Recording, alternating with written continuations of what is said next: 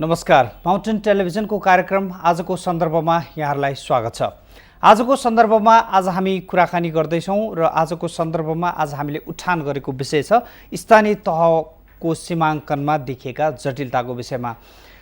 संविधान कार्यान्वयनको एउटा महत्त्वपूर्ण पाटो मध्येमा सीमाङ्कन पनि हो र सीमाङ्कनको कुरा नमिलेसम्म जुन निर्वाचनका कुराहरू र संविधान कार्यान्वयनका कुराहरू छन् त्यसमा धेरै समस्या आउने पक्का नै छ। त्यसका लागि सबैभन्दा महत्त्वपूर्ण पाटो भनेको अहिले जुन पछिल्लो समय सबैभन्दा बढी बहसको विषय भनेको र स्थानीय जनताहरूको सबैभन्दा ठुलो चासोको विषय भनेको सीमाङ्कनको नै विषय हो।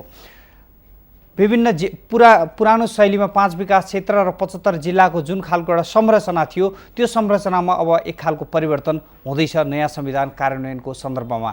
र नयाँ संविधान कार्यान्वयनको सन्दर्भमा त्यो जुन नयाँ 5 विकास क्षेत्र र 75 जिल्ला जुनलाई परिवर्तन गरेर गाउँहरू चेन्ज हुँदैछन्, गाविसहरू चेन्ज हुँदैछन्, नगरपालिकाहरू परिवर्तन हुँदैछन् र सीमाङ्कन नयाँ ढङ्गबाट हुने कुराहरू उठिरहेको सन्दर्भमा विभिन्न साना साना तहमा पनि विवादहरू देखिएका छन्। जस्तो स्थानीय तहमै पनि एउटा जिल्लाकै सीमाङ्कनको विषयमा पनि समस्याहरू देखिएका छन्, गाउँको सीमाङ्कनमा समस्याहरू देखिएका छन् भने नगरपालिकाका सीमाङ्कनमा समस्याहरू देखिएका छन्।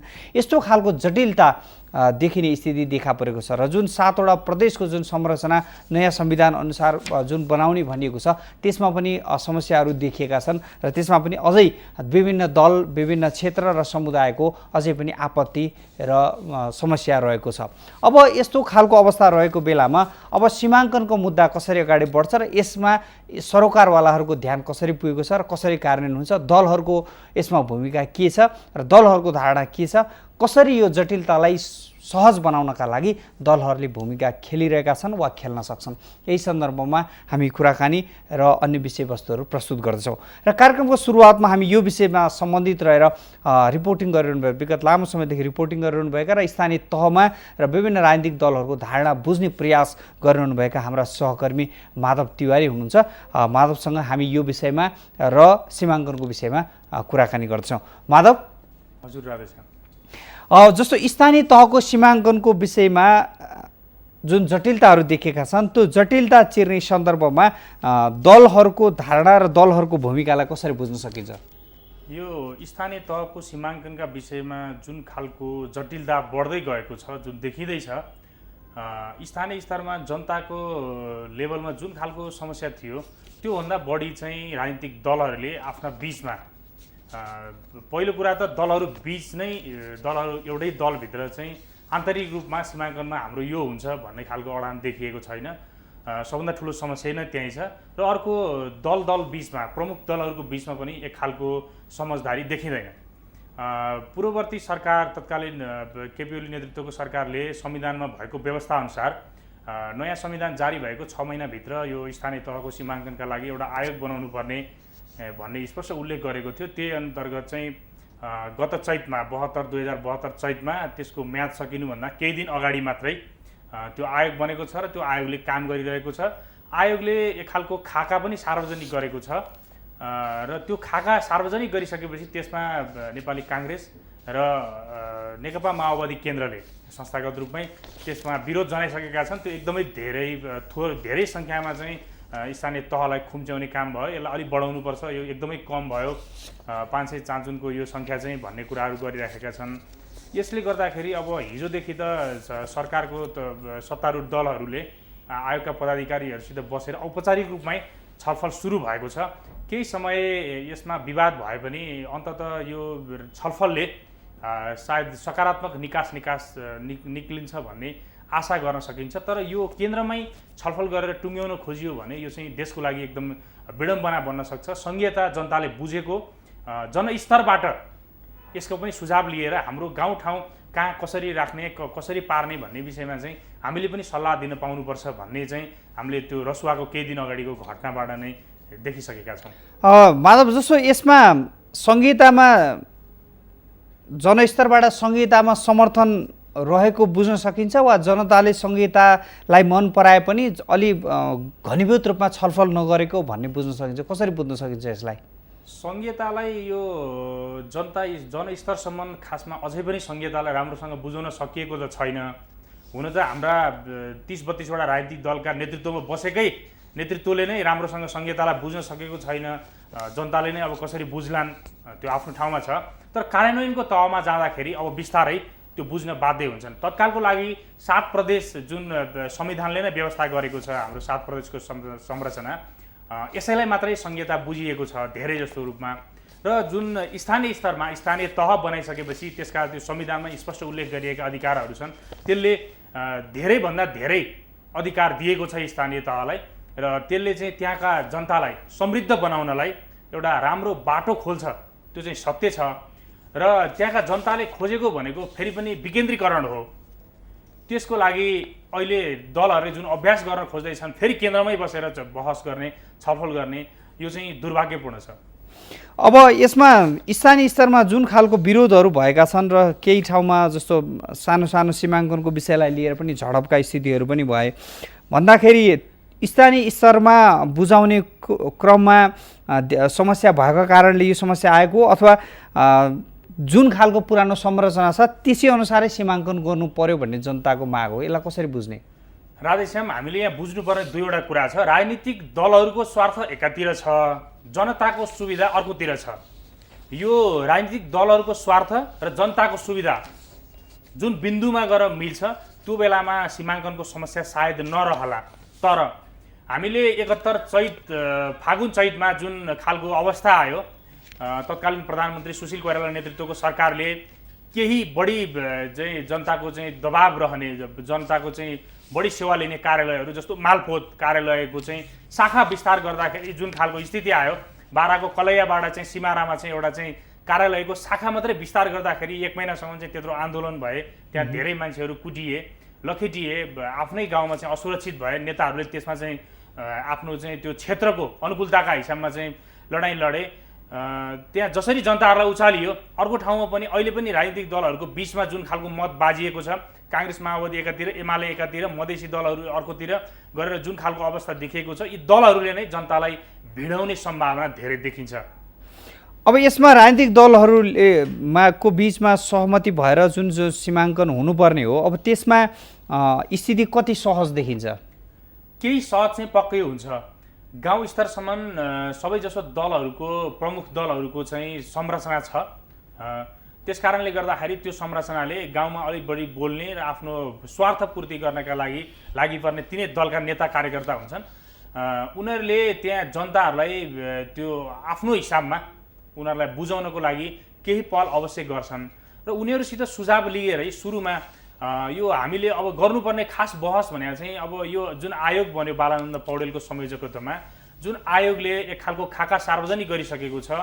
म त भन्छु यस्तो खाका यहाँबाट सार्वजनिक गर्ने भन्दा पनि पहिला सङ्ख्या निर्धारण गरेर सीमाङ्कनमा जानुभन्दा पनि सीमाङ्कनमा गएर त्यसपछि सङ्ख्या निर्धारण गर्नुपर्थ्यो भन्छु। हाम्रो देशको जुन स्थिति छ, हामी हिमाल पहाड तराईको जुन खालको संरचनामा छौँ, हुन त त्यसमा दिएको सुझावहरूमा पनि ती कुराहरू उल्लेख गरिएका छन्। अहिले एउटा चाहिँ महानगरपालिका, काठमाडौँ महानगरपालिका जत्रो चाहिँ गाविस छ, कहीँ त्यस्ता गाविसहरू 5-6वटा चाहिँ मर्ज गरेर त्यसलाई एउटा चाहिँ स्थानीय निकाय बनाउँदाखेरि त्यहाँका जनताले कसरी सुविधा पाउलान्, सुविधा पाउनलाई कहाँ पुग्नु पर्ला। अहिले चाहिँ उनीहरू 2 घन्टा 2 दिन लगाएर चाहिँ आफ्नो गाविस कार्यालयमा पुग्नुपर्ने अवस्था छ भनेदेखि यो विषयमा चाहिँ राजनीतिक दलहरूले सिरियस भएर सोचेको देखिएको छैन। अझै पनि राजनीतिक दलहरूको ध्यान चाहिँ चुनाव कसरी गराउने र आफ्नो पक्षमा नतिजा ल्याउने भन्नेमा मात्रै देखिराखेको छ। राष्ट्रको हितमा, जनताको हितमा र कसरी न्यायोचित हुन्छ त्यो क्षेत्रको विकास, सीमाङ्कनलाई विज्ञको हातमा दिएर सीमाङ्कन गर्ने भन्दा पनि यसलाई राजनीतिक रङ दिने कोसिस गरियो भनेर बुझ्दा हुन्छ। विज्ञको हातमा दिएर मात्रै पनि समस्याको समाधान हुँदैन। फेरि पनि हामीले अहिले जसरी भनिराखेका छौँ, विज्ञले चाहिँ एउटा सङ्ख्याको संरचना, उहाँहरूले जुन जनसङ्ख्याको अनुपातको कुरा गर्नुभएको छ, क्षेत्रको जुन अनुपातको कुरा गर्नुभएको छ, त्यो ठिक छ। तर त्यहाँका जनताले अहिले भोगिरहेको पीडा के हो, त्यो स्थानीय स्तरमा त्यसको छलफल त हुनु पऱ्यो नि, त्यसको बहस त हुनु पऱ्यो। उनीहरूले त्यो बहसमा सहभागी हुन पाउनु पऱ्यो। हाम्रो अब केन्द्र कहाँ हुने, हाम्रो कुन कुन क्षेत्रलाई मिसाएर चाहिँ स्थानीय निकाय हुने, हाम्रो स्थानीय तह बन्ने हो, त्यो कुरामा उनीहरूको प्रत्यक्ष सहभागिता भएन भनेदेखि त्यसले पछिसम्म त्यो सीमाङ्कनलाई टिकाइराख्नलाई केही गाह्रो हुनसक्छ। हस्त माधव, जानकारीलाई धेरै धेरै धन्यवाद। दर्शकहरू, उहाँ हुनुहुन्थ्यो हाम्रा सहकर्मी माधव तिवारी। र सीमाङ्कनको विषयमा जुन खालको अहिले जुन समस्या उठिरहेको छ।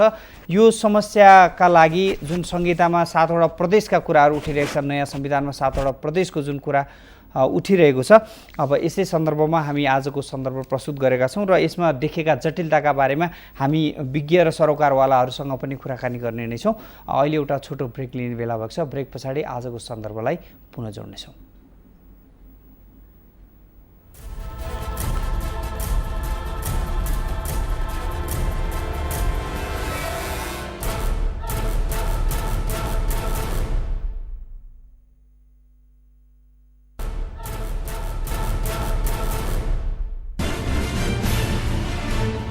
जटिल बन्दै स्थानीय तहको सीमाङ्कन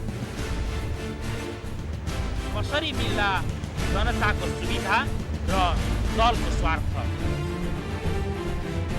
सङ्ख्या निर्धारण गरेर सीमाङ्कन वा सीमाङ्कन गरेर सङ्ख्या निर्धारण कसरी गर्दा राम्रो? आजको सन्दर्भ।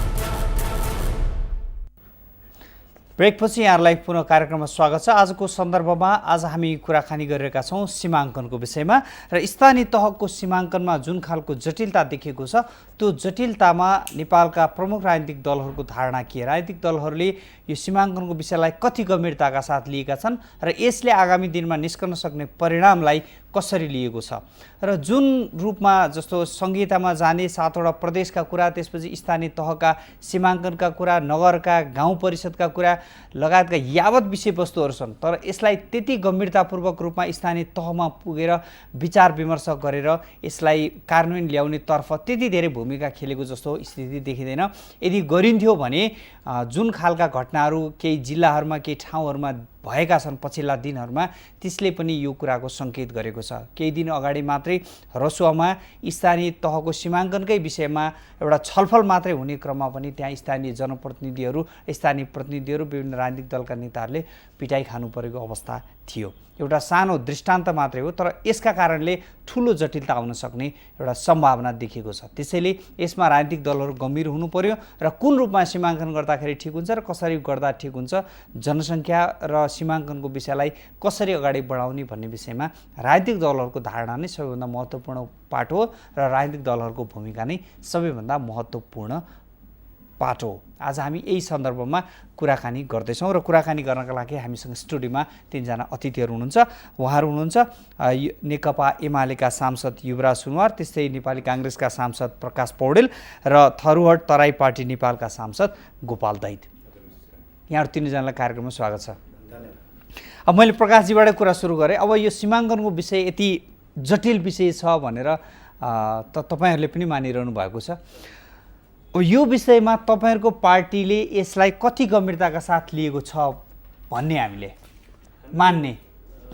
धन्यवाद यहाँलाई। र हामीले यो अत्यन्त गम्भीर विषय हो र आज नेपालले एकात्मक राज्यबाट जुन हामीले संहितामा जाँदैछौँ र विभिन्न प्रदेश, स्थानीय निकाय प्रदेश र हामीले यो सङ्घहरू निर्माण गर्दैछौँ र यसलाई पक्कै पनि यो गम्भीर र जटिल विषय हो।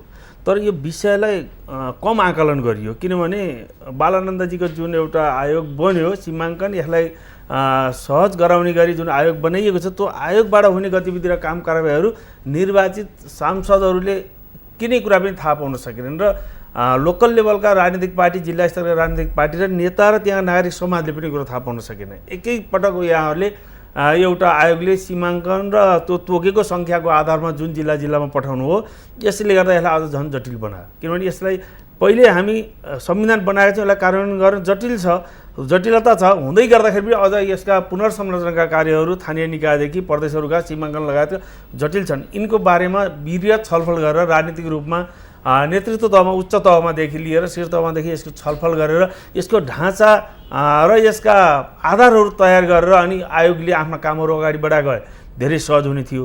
यो केही कुरै नभइकन आयोगले एक्कासी आफ्नो पारा मात्रै यो काम गर्नाले आज रसुवादेखि लिएर हिजो अस्ति सुनसरी मोरङतिर पनि भयो, त्यस्तै अरू जिल्लाहरू पनि भएको छ। तर अप्रिय घटना नघटे पनि वाद विवाद र चर्काचर्की पनि भएको छ।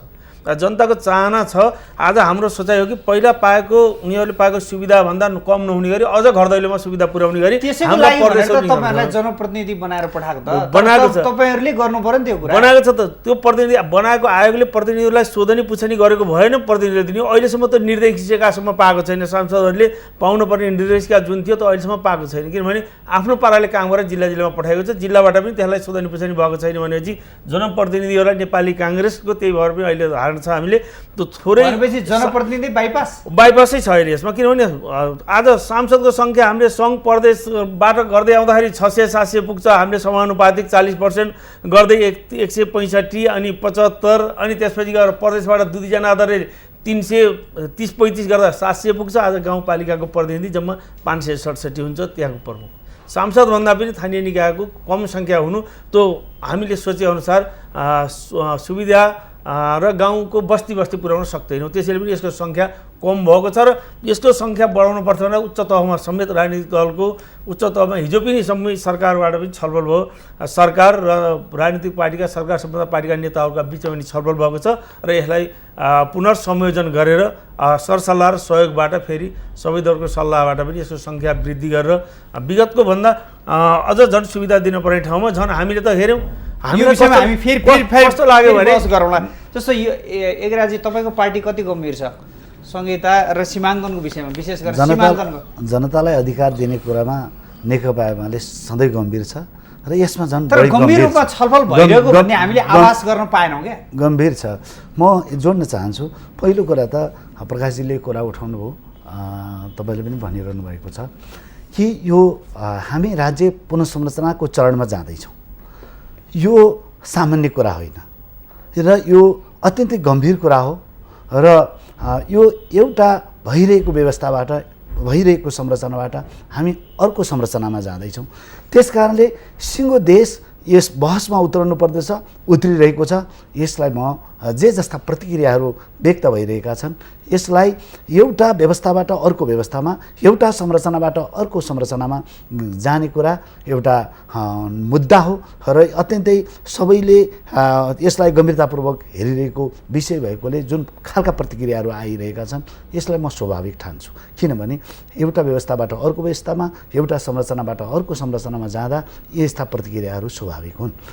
र सँगसँगै महत्त्वपूर्ण कुरा के हो भने यो जनतालाई अधिकार दिने कि नदिने भन्ने कोणबाट पनि छलफल चलिरहेका छन्। राज्य पुनर्संरचनाको कुरा गरिरहँदा स्थानीय निकायको संरचनाको र यसको सीमाङ्कनको चर्चा गरिरहँदा निश्चय नै विगतमा हामीले एउटा अनुभूत के गर्यौँ, देखिने, भेटिने र सुनिने सरकारहरूको बिचमा अन्तर रह्यो। हाम्रो संविधानले जुन प्रकारको अधिकार प्रत्यायोजन गरेको छ कि 3 तह केन्द्र सङ्घीय सरकार, स्थानीय सरकार र प्रदेश सरकारको जुन परिकल्पना गर्नुको लागि गम्भीर रूपमा बहस गर्नु फरक कुरा हो नि त। जस्तो सीमाङ्कनको विषय, तपाईँको सानो एउटा जिल्लामा सीमाङ्कनको विषयमा त यति ठुलो घटना हुन्छ भनेदेखि प्रदेशका सन्दर्भमा अरू सन्दर्भमा पनि नेपालमा धेरै खालका घटनाहरू भइसके। निश्चय नै भइसक्यो भन्दाखेरि यति गम्भीर विषयमा खोइ त तपाईँहरूको बिचमा त्यति घनीभूत छलफल हरेक वास्तवमा हुनुपर्ने खोइ यो संविधानमा जे हामीले व्यवस्था गर्यौँ कि संविधान जारी भएको 6 महिनाभित्रमा 6 महिनाभित्रमा संवैधानिक आयोग निर्माण गरिसक्ने, त्यो आयोगले 1 वर्षभित्रमा सुझाव पेश गरिसक्ने भन्ने हामीले सबै राजनीतिक दलहरू जो यहाँ छौँ, नेपाली काङ्ग्रेसको प्रतिनिधि पनि हुन्छ, म एमालेको, उहाँसँग सहभागी भएर हामीले यो व्यवस्था गर्यौँ। यही व्यवस्थाअनुसार यो आयोगले अहिले एक चरणको काम र कारबाहीलाई अगाडि बढाएको छ। म निश्चय नै एउटा कुरा कि सङ्ख्या तोकेर सीमाङ्कनको बारेमा प्रश्न गर्ने वा छलफल चलाउने वा सीमाङ्कनको बारेमा यहाँको वस्तुगत आधारको बारेमा पहिला छलफल गरेर सङ्ख्या तोक्ने भन्ने सन्दर्भमा मेरो पनि केही असहमतिहरू छन्। गम्भीरतापूर्वक राजनीतिक दलहरूले गम्भीरतापूर्वक नलिएको जस्तो चाहिँ देखिन्छ कि यसमा नेकपा एमाले त गम्भीर छ। नेकपा एमालेको पार्टी अध्यक्ष केपी शर्मा 9 महिनाको कार्यकालमा जस्तो तपाईँकै पार्टीको नेतृत्वमा सरकार हुँदाखेरि पनि सरकारले कतिपल्ट यो विषयलाई लिएर त्यो किसिमको छलफल र बहस चलायो? सरकारले एउटा आयोगलाई एउटा मापदण्ड बनाएर एउटा जिम्मेवारी आधारहरू तयार गरेर जिम्मेवारी दिएको छ। त्यो काम निश्चय नै राजनीतिक दलहरूले यसमा बढ्ता इन्ट्रेस्ट राख्दा, तपाईँलाई म बताउँ, विगतमा कतिपय राजनीतिक दलहरूले हिजो क्षेत्र निर्धारण गर्दाखेरि मूलतः 48 सालको जुन क्षेत्र बन्यो, निर्वाचन क्षेत्र तय भयो, त्यति बेलाको 205, अहिलेको 240, यो क्षेत्र निर्धारण गर्दा कतिपय राजनीतिक दलहरूले राजनीति जित्ने र हार्ने आधारमा त्यसको सीमाङ्कन गरियो। त्यसप्रति धेरै असहमतिहरू पनि देखा परे। कम्तीमा यो एउटा स्वतन्त्र संवैधानिक आयोग बनोस् र यसले नितान्त जनताका भावनाहरूलाई र संविधानले प्रदत्त गरेका अधिकारहरूलाई समेट्न सकोस्, यसको चाहना यो रहेको थियो र यही आधारमा यसका बारेमा आयोगले छलफल चलाइरहेको छ। एउटा कुरासँग म सहमत छु, जुन प्रकारले प्रतिक्रियाहरू व्यक्त भइरहेका छन्, यो केवल जनसङ्ख्याका आधारमा मात्रै राज्य पुनर्संरचना गर्दाखेरि यसले जनतालाई राहत होइन आहत पुर्याउन सक्दछ। हिजोको सदरमुकाम पुग्नका लागि 2-3 घन्टा लाग्थ्यो, आज पुनर्संरचना गर्दा जनसङ्ख्याको आधारमा मात्रै गाउँपालिका र नगरपालिका बनाउँदा सेवा केन्द्रहरूमा पुग्नका लागि 4 घन्टा 5 घन्टा लाग्ने परिस्थिति भयो भने त्यसले जनतालाई राहत दिँदैन, त्यसले आहत बनाउँछ भन्ने कुरासँग म सहमत छु। र सँगसँगै केवल जनसङ्ख्यालाई मात्रै आधार बनाएर राज्यको पुनर्संरचना वा स्थानीय निकायको सङ्ख्या र त्यसको निकाय निर्धारण गरिनुहुन्न, जनसङ्ख्यालाई पनि मात्रै प्राथमिकता राख्नुहुन्न, भूगोललाई पनि प्राथमिकता हामी राख्नुपर्छ। प्राथमिकतामा राख्ने विषयमा फेरि अर्को चरणमा बहस गर्छौँ। मैले गोपालजीलाई पनि सोध्न चाहेँ, वास्तवमा गम्भीरतापूर्वक छलफल भएको छ सीमाङ्कनको विषयमा राजनीतिक दलहरूको बिचमा? तपाईँ इमान्दारिताका साथ भनिदिनुहोस्। सर्वप्रथम माउन्टेन टेलिभिजन र राधेश्याम सरलाई म हार्दिक धन्यवाद दिन चाहन्छु यो विषयमा जनसमस्या हाम्रो विचारहरू राख्न मौका दिनुभएकोमा। अब मूल विषय अहिले प्रवेश गर्दाखेरि हामी आन्दोलनरत दल हौँ र व्यवस्थापिका संसदमा हामी आवाज उठाइराख्दाखेरि यो विषयमा पनि हामी जोरदार रूपमा आवाज उठाएकै हो। यो जुन राज्य पुनर्संरचनाको सवालमा प्रदेशभित्रका नगरपालिका र गाउँपालिका, त्यसपछि स्वायत्त क्षेत्र र संरक्षित क्षेत्रको सीमाङ्कनको जुन विषय छ, यो विषयमा प्रवेश गर्नुभन्दा पहिले जुन विवादित प्रदेशका सीमाङ्कनहरू छन् यो पहिले टुङ्गो लाग्नुपर्छ। यो टुङ्गो नलाइकन गाउँपालिका नगरपालिका लगायतको जुन यो क्षेत्रको सीमाङ्कनमा प्रवेश गर्नै हुँदैन, किनकि यो पूर्वाधार नै तयारी नै भइसकेको अवस्थामा यो गर्नु राजनीतिक रूपमा संवैधानिक रूपमा यो गलत हुन्छ भनेर हामीले उठाइराखेको अवस्था एउटा पाटो। दोस्रो, जबरजस्ती यसलाई राजनीतिक दलमा कुनै खालको छलफल तयारी नगरिकनै यो एउटा आयोग बनाइयो र आयोगलाई जुन क्राइटेरिया दिएको छ त्यो क्राइटेरियालाई पनि देखाउने, हात्तीको मुख हात्तीको दाँत देखाउनको लागि एउटा क्राइटेरिया बनाइयो बाहिर भन्नलाई, तर त्यो क्राइटेरियालाई सरासर उल्लङ्घन गर्दै, जस्तै विगतमा संविधान निर्माण गर्ने क्रममा प्रदेशको सीमाङ्कन गर्दाखेरि ठुला सबै राजनीतिक दलहरूको बिचमा पहिचानका 5 र सामर्थ्यका 4 आधारमा प्रदेशको सीमाङ्कन र नामाङ्कन गरिनेछ भनेर राष्ट्रिय सहमति बन्यो।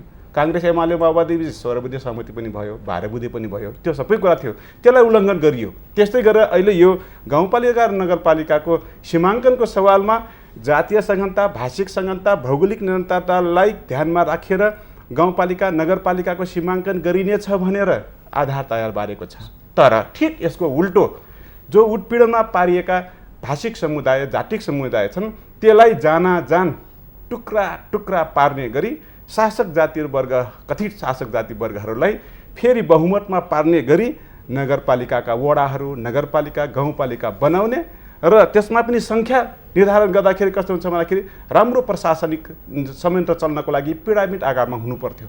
तपाईँको भनाइलाई आधार मान्यो भने निर्वाचन र राजनीतिलाई आधार मानियो हो। यो निर्वाचन र कथित शासक जातिलाई फेरि शासक बनाइराख्ने नियतका साथ गाउँपालिका र नगरपालिकाको सङ्ख्या घटाउने अनि त्यहाँको सीमाङ्कन गर्ने जुन कार्य भएको छ त्यो सरासर गलत हो। यो गलत कार्य गर्नै हुँदैन। तपाईँहरूलाई पनि एउटा आरोप छ क्या, तपाईँहरूले पनि आफू शासक बन्नको लागि मिल्ने खालको सीमाङ्कन चाहियो भन्नुभयो भन्ने पनि आरोप छ क्या तपाईँलाई? यो शासक होइन, राज्यले भाषिक रूपमा, जातीय रूपमा, धार्मिक रूपमा, सांस्कृतिक रूपमा जुन विभेद पारेको समुदाय छ त्यसलाई पहिलो प्राथमिकतामा राज्य राखेर जुनसुकै राज्यले आफ्ना नीति निर्माण तथा कार्यक्रम बनाउँछ सो जो राज्यको हरेक संयन्त्रमा पहुँच पुगेको छ, कब्जा जमाइरहेको छ, त्यसलाई पनि प्राथमिकता दिने हो। तर पहिलो प्राथमिकता भनेको हरेक हिसाबले उत्पीडनमा पारिएको जाति वर्ग क्षेत्रलाई पहिलो प्राथमिकतामा राखेर निर्माण हुन्छ। तर नेपालमा के भइराखेको छ, संविधान निर्माणदेखि लिएर अहिले गाउँपालिका नगरपालिका सीमाङ्कन गर्दाखेरि उत्पीडनमा पारिएका जाति वर्ग क्षेत्रलाई फेरि खण्डित टुक्रा टुक्रा कमजोर पार्ने गरी र कथित शासक जातिलाई फेरि बलियो पार्ने गरी यो सबै खेलखण्ड भइराखेको हुनाले अव्यावहारिक भइराखेको अवस्था हो। यो कुरामा अब मान्यज्यू हाम्रो सुनवार मान्यज्यू हाम्रो व्यक्तिगत रूपमा असाध्य राम्रो सम्बन्ध छ, फिल्डमा असाध्य दगुर्नुहुन्छ, कुद्नुहुन्छ र पार्टीगत रूपमा हामी भन्दाखेरि उहाँ मान्यज्यूले एमाले साह्रै गम्भीर छ, सत्य हो साह्रै गम्भीर छ, तर केमा छ भन्दाखेरि जनतालाई अधिकार दिने सवालमा होइन कि जनताका अधिकार कटौती कसरी गर्ने, स्रोत साधनमा पहुँचबाट कसरी वञ्चित गराउने, नीति निर्माण तहमा गरिब विपन्न थारू मधेसी दलित मुस्लिमलाई कसरी तल पार्ने, त्यो तरिकामा बहुत गम्भीर छ। त्यो गम्भीरताको फल आज गाउँपालिका नगरपालिका सीमाङ्कन गर्दाखेरि ठुलो विवाद त्यो तराईमा मात्र होइन पहाडमा पनि आइसक्यो, पहाडी क्षेत्र हिमाली क्षेत्रमा समेत विवाद आइसक्यो। यसले गर्दाखेरि यो गम्भीरता देखिन्छ। हो नि त युवराजी, विवाद त देखियो नि त होइन, समस्या यो देखियो। वास्तवमा जस्तो जुन रूपमा गम्भीर भएर तपाईँको जस्तो भनौँ न सरकारमा जाँदा होस् नजाँदा होस् तपाईँहरू हर खालका अन्य खालका कुराहरूको विषयमा हरेक दिन बहस भएको देखिन्छ। तर यो विषयमा त्यति धेरै बहस चाहिँ तपाईँहरूको बिचमा पनि भएको त हामीले पनि पाएनौँ है। वास्तवमा नेकपा एमाले उहाँ गोपाल दहिजीले जे कुरा अगाडि बढाउनु भयो भन्नुभयो कि जे 5 आधारमा राज्यको पुनर्संरचना हुनुपर्दछ, प्रशासनिक सुगमता, जातीय सघनता, सांस्कृतिक समानता र सँगसँगै भौगोलिक र भौतिक आधारहरूको निर्माणको पर्याप्तता र सँगसँगै आर्थिक निर्भरता, यो 5वटा आधारमा राज्यको पुनर्संरचना गर्नुपर्दछ भनेर सबभन्दा पहिला उहाँले जे उठाउनु भयो सबभन्दा पहिला अगाडि सार्ने यो दृष्टिकोण अगाडि सार्ने त्यो नेकपा एमाले हो। त्यो नेकपा एमाले सारेको दृष्टिकोणलाई अघिल्लो संविधान सभाले त्यसलाई सर्वसम्मतिले स्वीकार गर्यो र अघिल्लो संविधान सभाले जे जस्ता राम्रा कामहरू गरेको थियो त्यसलाई पछिल्लो दोस्रो संविधान सभाले पनि स्वीकार गर्यो र त्यही आधारमा राज्यको पुनर्संरचना हुनुपर्दछ भन्ने कुरामा नेकपा एमाले गम्भीर भएर नै त्यो कुरा अगाडि सारेको। जहाँसम्म तपाईँले उठाउनु भयो कि योभन्दा अगाडि केपी ओली नेतृत्वको सरकारले कि जनतालाई छिटोभन्दा छिटो अधिकार प्रत्यार्जन गर्नुपर्दछ, यस कारणले त्यसको पहिलो काम भनेको आयोग बनाउने हो र आयोग बनाएर अहिले जुन प्रकारले छलफल चलिरहेको छ मैले यो छलफललाई बिल्कुल स्वाभाविक रूपमा लिइरहेको। एराजी हामी यो विषयमा अझै गम्भीर रूपमा छलफल गर्नेछौँ। हामीसँग यो अब कसरी अगाडि बढ्दाखेरि ठिक हुन्छ र तपाईँहरूका बाँकी विषयमा पनि हामी कुराकानी गर्नेछौँ। दर्शकहरू, आज हामी कुराकानी गरिरहेका छौँ स्थानीय तहको सीमाङ्कनमा देखिएको जटिलता र यसमा राजनीतिक दलहरूको भूमिका र जनप्रतिनिधिहरूको यसमा धारणा र उहाँहरूको भूमिकाका विषयमा आज हामी कुराकानी गरेका छौँ आजको सन्दर्भमा। अहिले एउटा छोटो ब्रेक लिने बेला भएको छ। ब्रेक पछाडि आजको सन्दर्भलाई पुनः जोड्नेछौँ।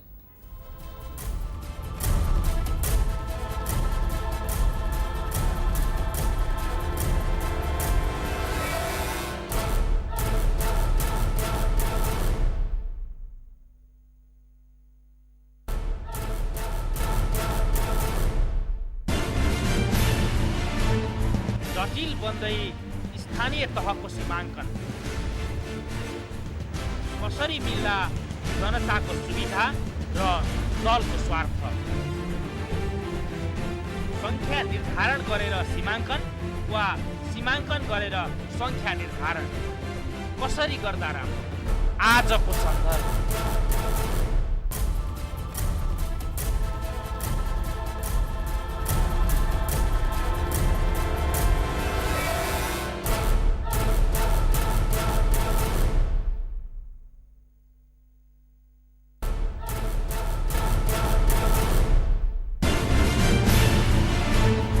जटिल बन्दै स्थानीय तहको सीमाङ्कन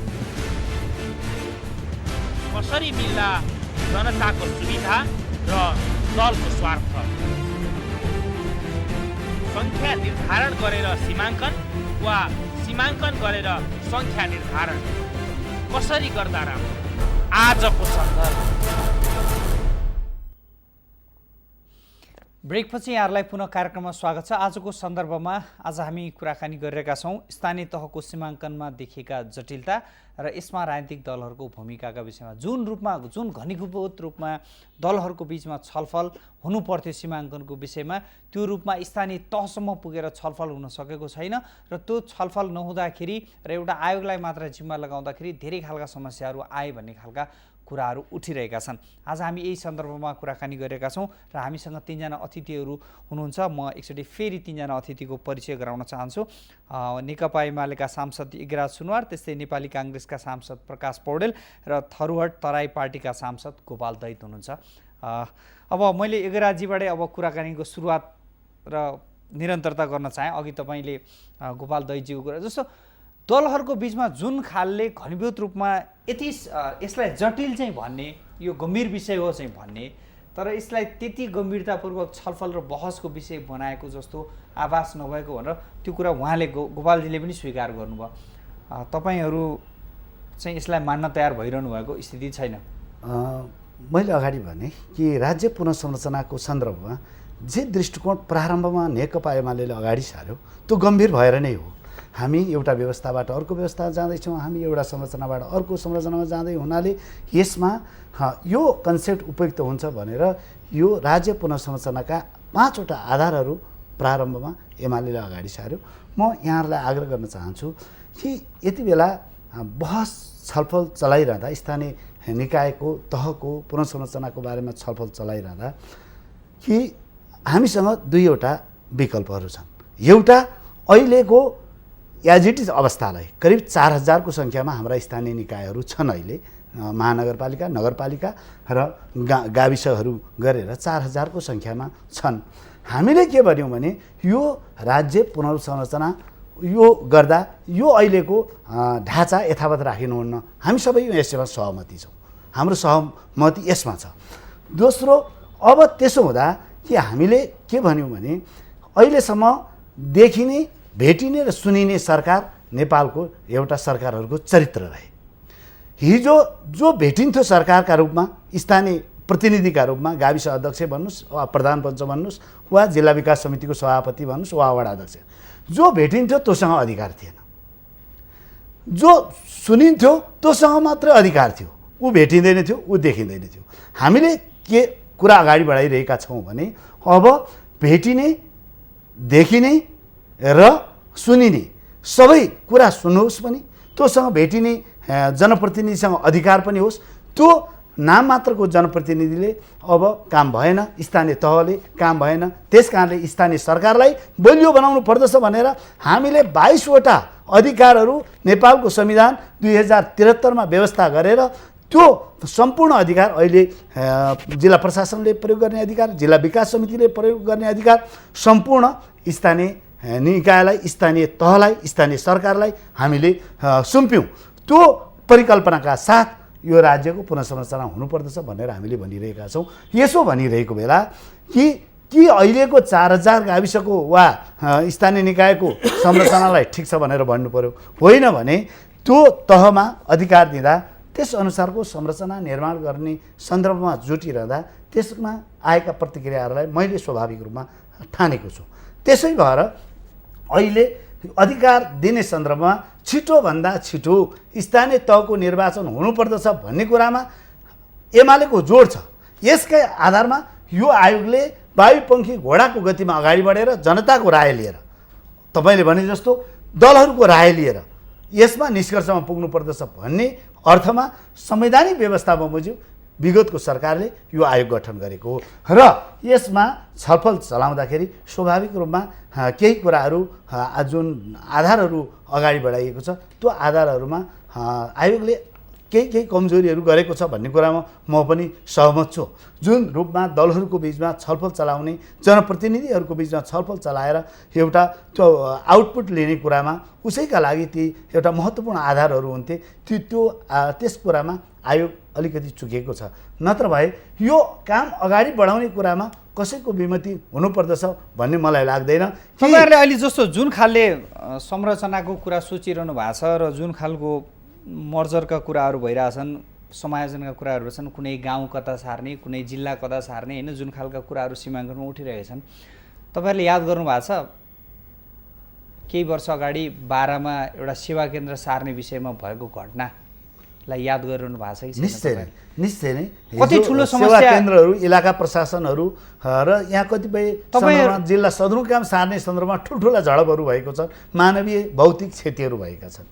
यस कुरालाई निश्चय नै जिम्मेवार शक्तिहरूले, त्यो केवल सरकारले वा आयोगले मात्रै यो गम्भीर हुनुपर्छ म भन्दिनँ। सबै राजनीतिक दलहरूले, सबै हामीले त्यही कुरा त गरिरहेका छौँ। तपाईँहरू गम्भीर हुनु भएन भन्ने कुरा नै त हो हाम्रो पनि भनाइ। यस सन्दर्भमा जस्तो प्रकाशजीलाई नै म यो बिचमा प्रकाशजी, जस्तो स्थानीय विकास मन्त्री तपाईँकै पार्टीको हुँदाखेरि सुशील कोइराला प्रधानमन्त्री भएको बेलामा तपाईँका नगरपालिकाहरू बनाउने, गाउँपालिकाहरू बनाउने, मर्ज गर्ने खालका कामहरू भयो भन्दाखेरि कता यो सीमाङ्कनको यत्रो ठुलो मुद्दालाई थाती राखेर यो विषयमा गोपालजीले भनेको जस्तो अगाडि बढ्नुपर्ने सन्दर्भमा कता यो कामहरू गर्दाखेरि तपाईँहरू सीमाङ्कनलाई त्यति गम्भीरतापूर्वक लिएर काम गर्ने पक्षमा हुनुहुन्छ भन्ने खालको अवस्था चाहिँ देखिएन क्या। राजश्याम सरले यो ठिक कुरा पनि भन्नुभयो। सुशील कोइरालाको पालामा के भएको थियो भने जुन गाउँ विकास समिति एउटा दुईटा जुन मर्ज हुन चाहन्छ तिनीहरूको बिचमा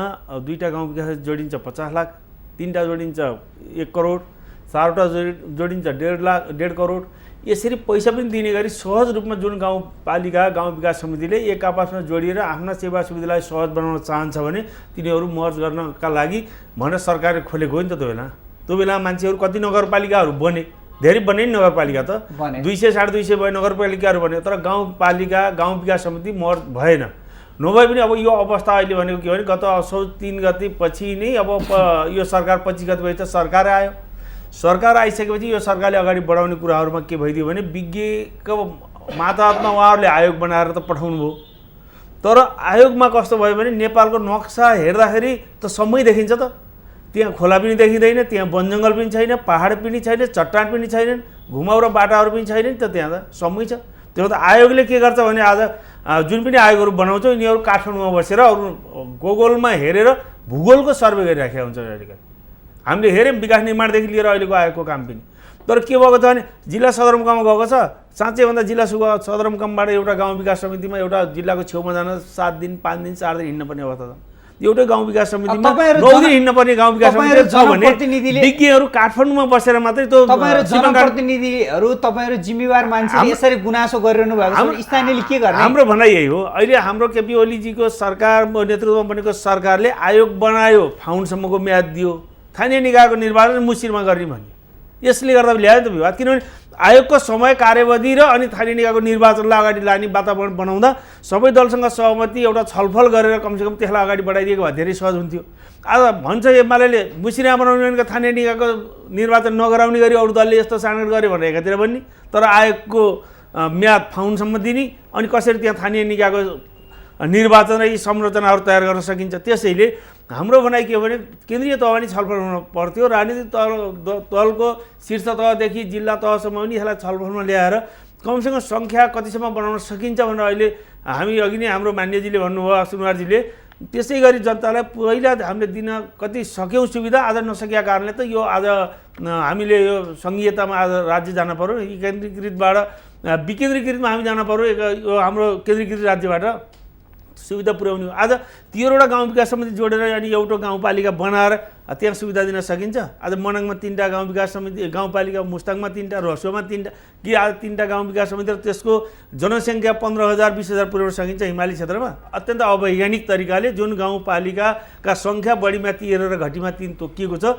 यो होचुवा भरमा काठमाडौँमा बसेर मात्रै हुँदैन। त्यसो हुँदा यसका लागि प्रत्यक्ष गाउँलाई मिल्न दिनुपर्छ, गाउँका बिचमा छलफल गर्नु, कतिवटा गाउँ सहज हुन सक्छन् दिउँ, गाउँपालिका नगरपालिकाले कतिवटासम्म मिलाएर आफ्नो सुविधा लिन सक्छन् दिउँ न, त्यहाँ छलफल चलाइदिउँ, 1 महिनाको समय दिउँ, सबै जिल्लाबाट सबै गाउँबाट आफ्नो गाउँ यहाँ जान्छ भनेर उहाँहरूले दिनुहुन्छ, अरू केही गर्न पर्दैन। तर भने यसका लागि हामीले के हो भने विधि र प्रक्रिया लाई अवलम्बन गर्दा हाम्रो भूगोल जनसङ्ख्या र अब यी आम्दानीका स्रोतहरू जति छन् यिनलाई पनि हेरेर कमसेकम यो बनाउनुपर्छ। अहिले जनसङ्ख्यालाई मात्रै आधार बनाइएको छ, जनसङ्ख्याको आधार मात्रै होइन।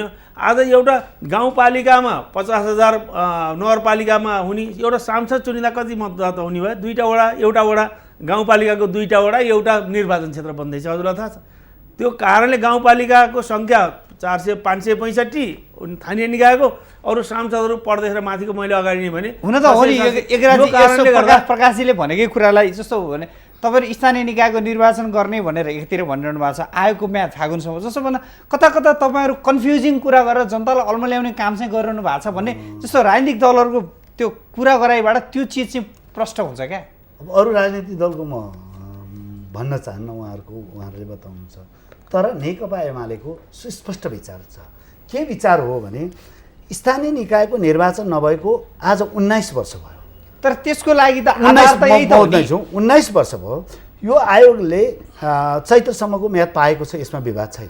तर आयोगले चैत्य पुर्याउनु पर्दछ भन्ने कुरा त होइन नि। यदि सहमति जुट्यो भने त्योभन्दा अगावै अहिले पनि आयोगका निर्वाचन आयोगले के भनिरहेको छ भने यदि साउनभित्र ऐन कानुनहरू बन्यो स्थानीय तहको निर्वाचनका लागि र त्यो साउनभित्र बनिसकेर हामीलाई भदौको पहिलो हप्ता दियो भने हामी मङ्सिरमा निर्वाचन गर्न तयार छौँ भनेर भनिरहेको सच्चाइ त हो नि।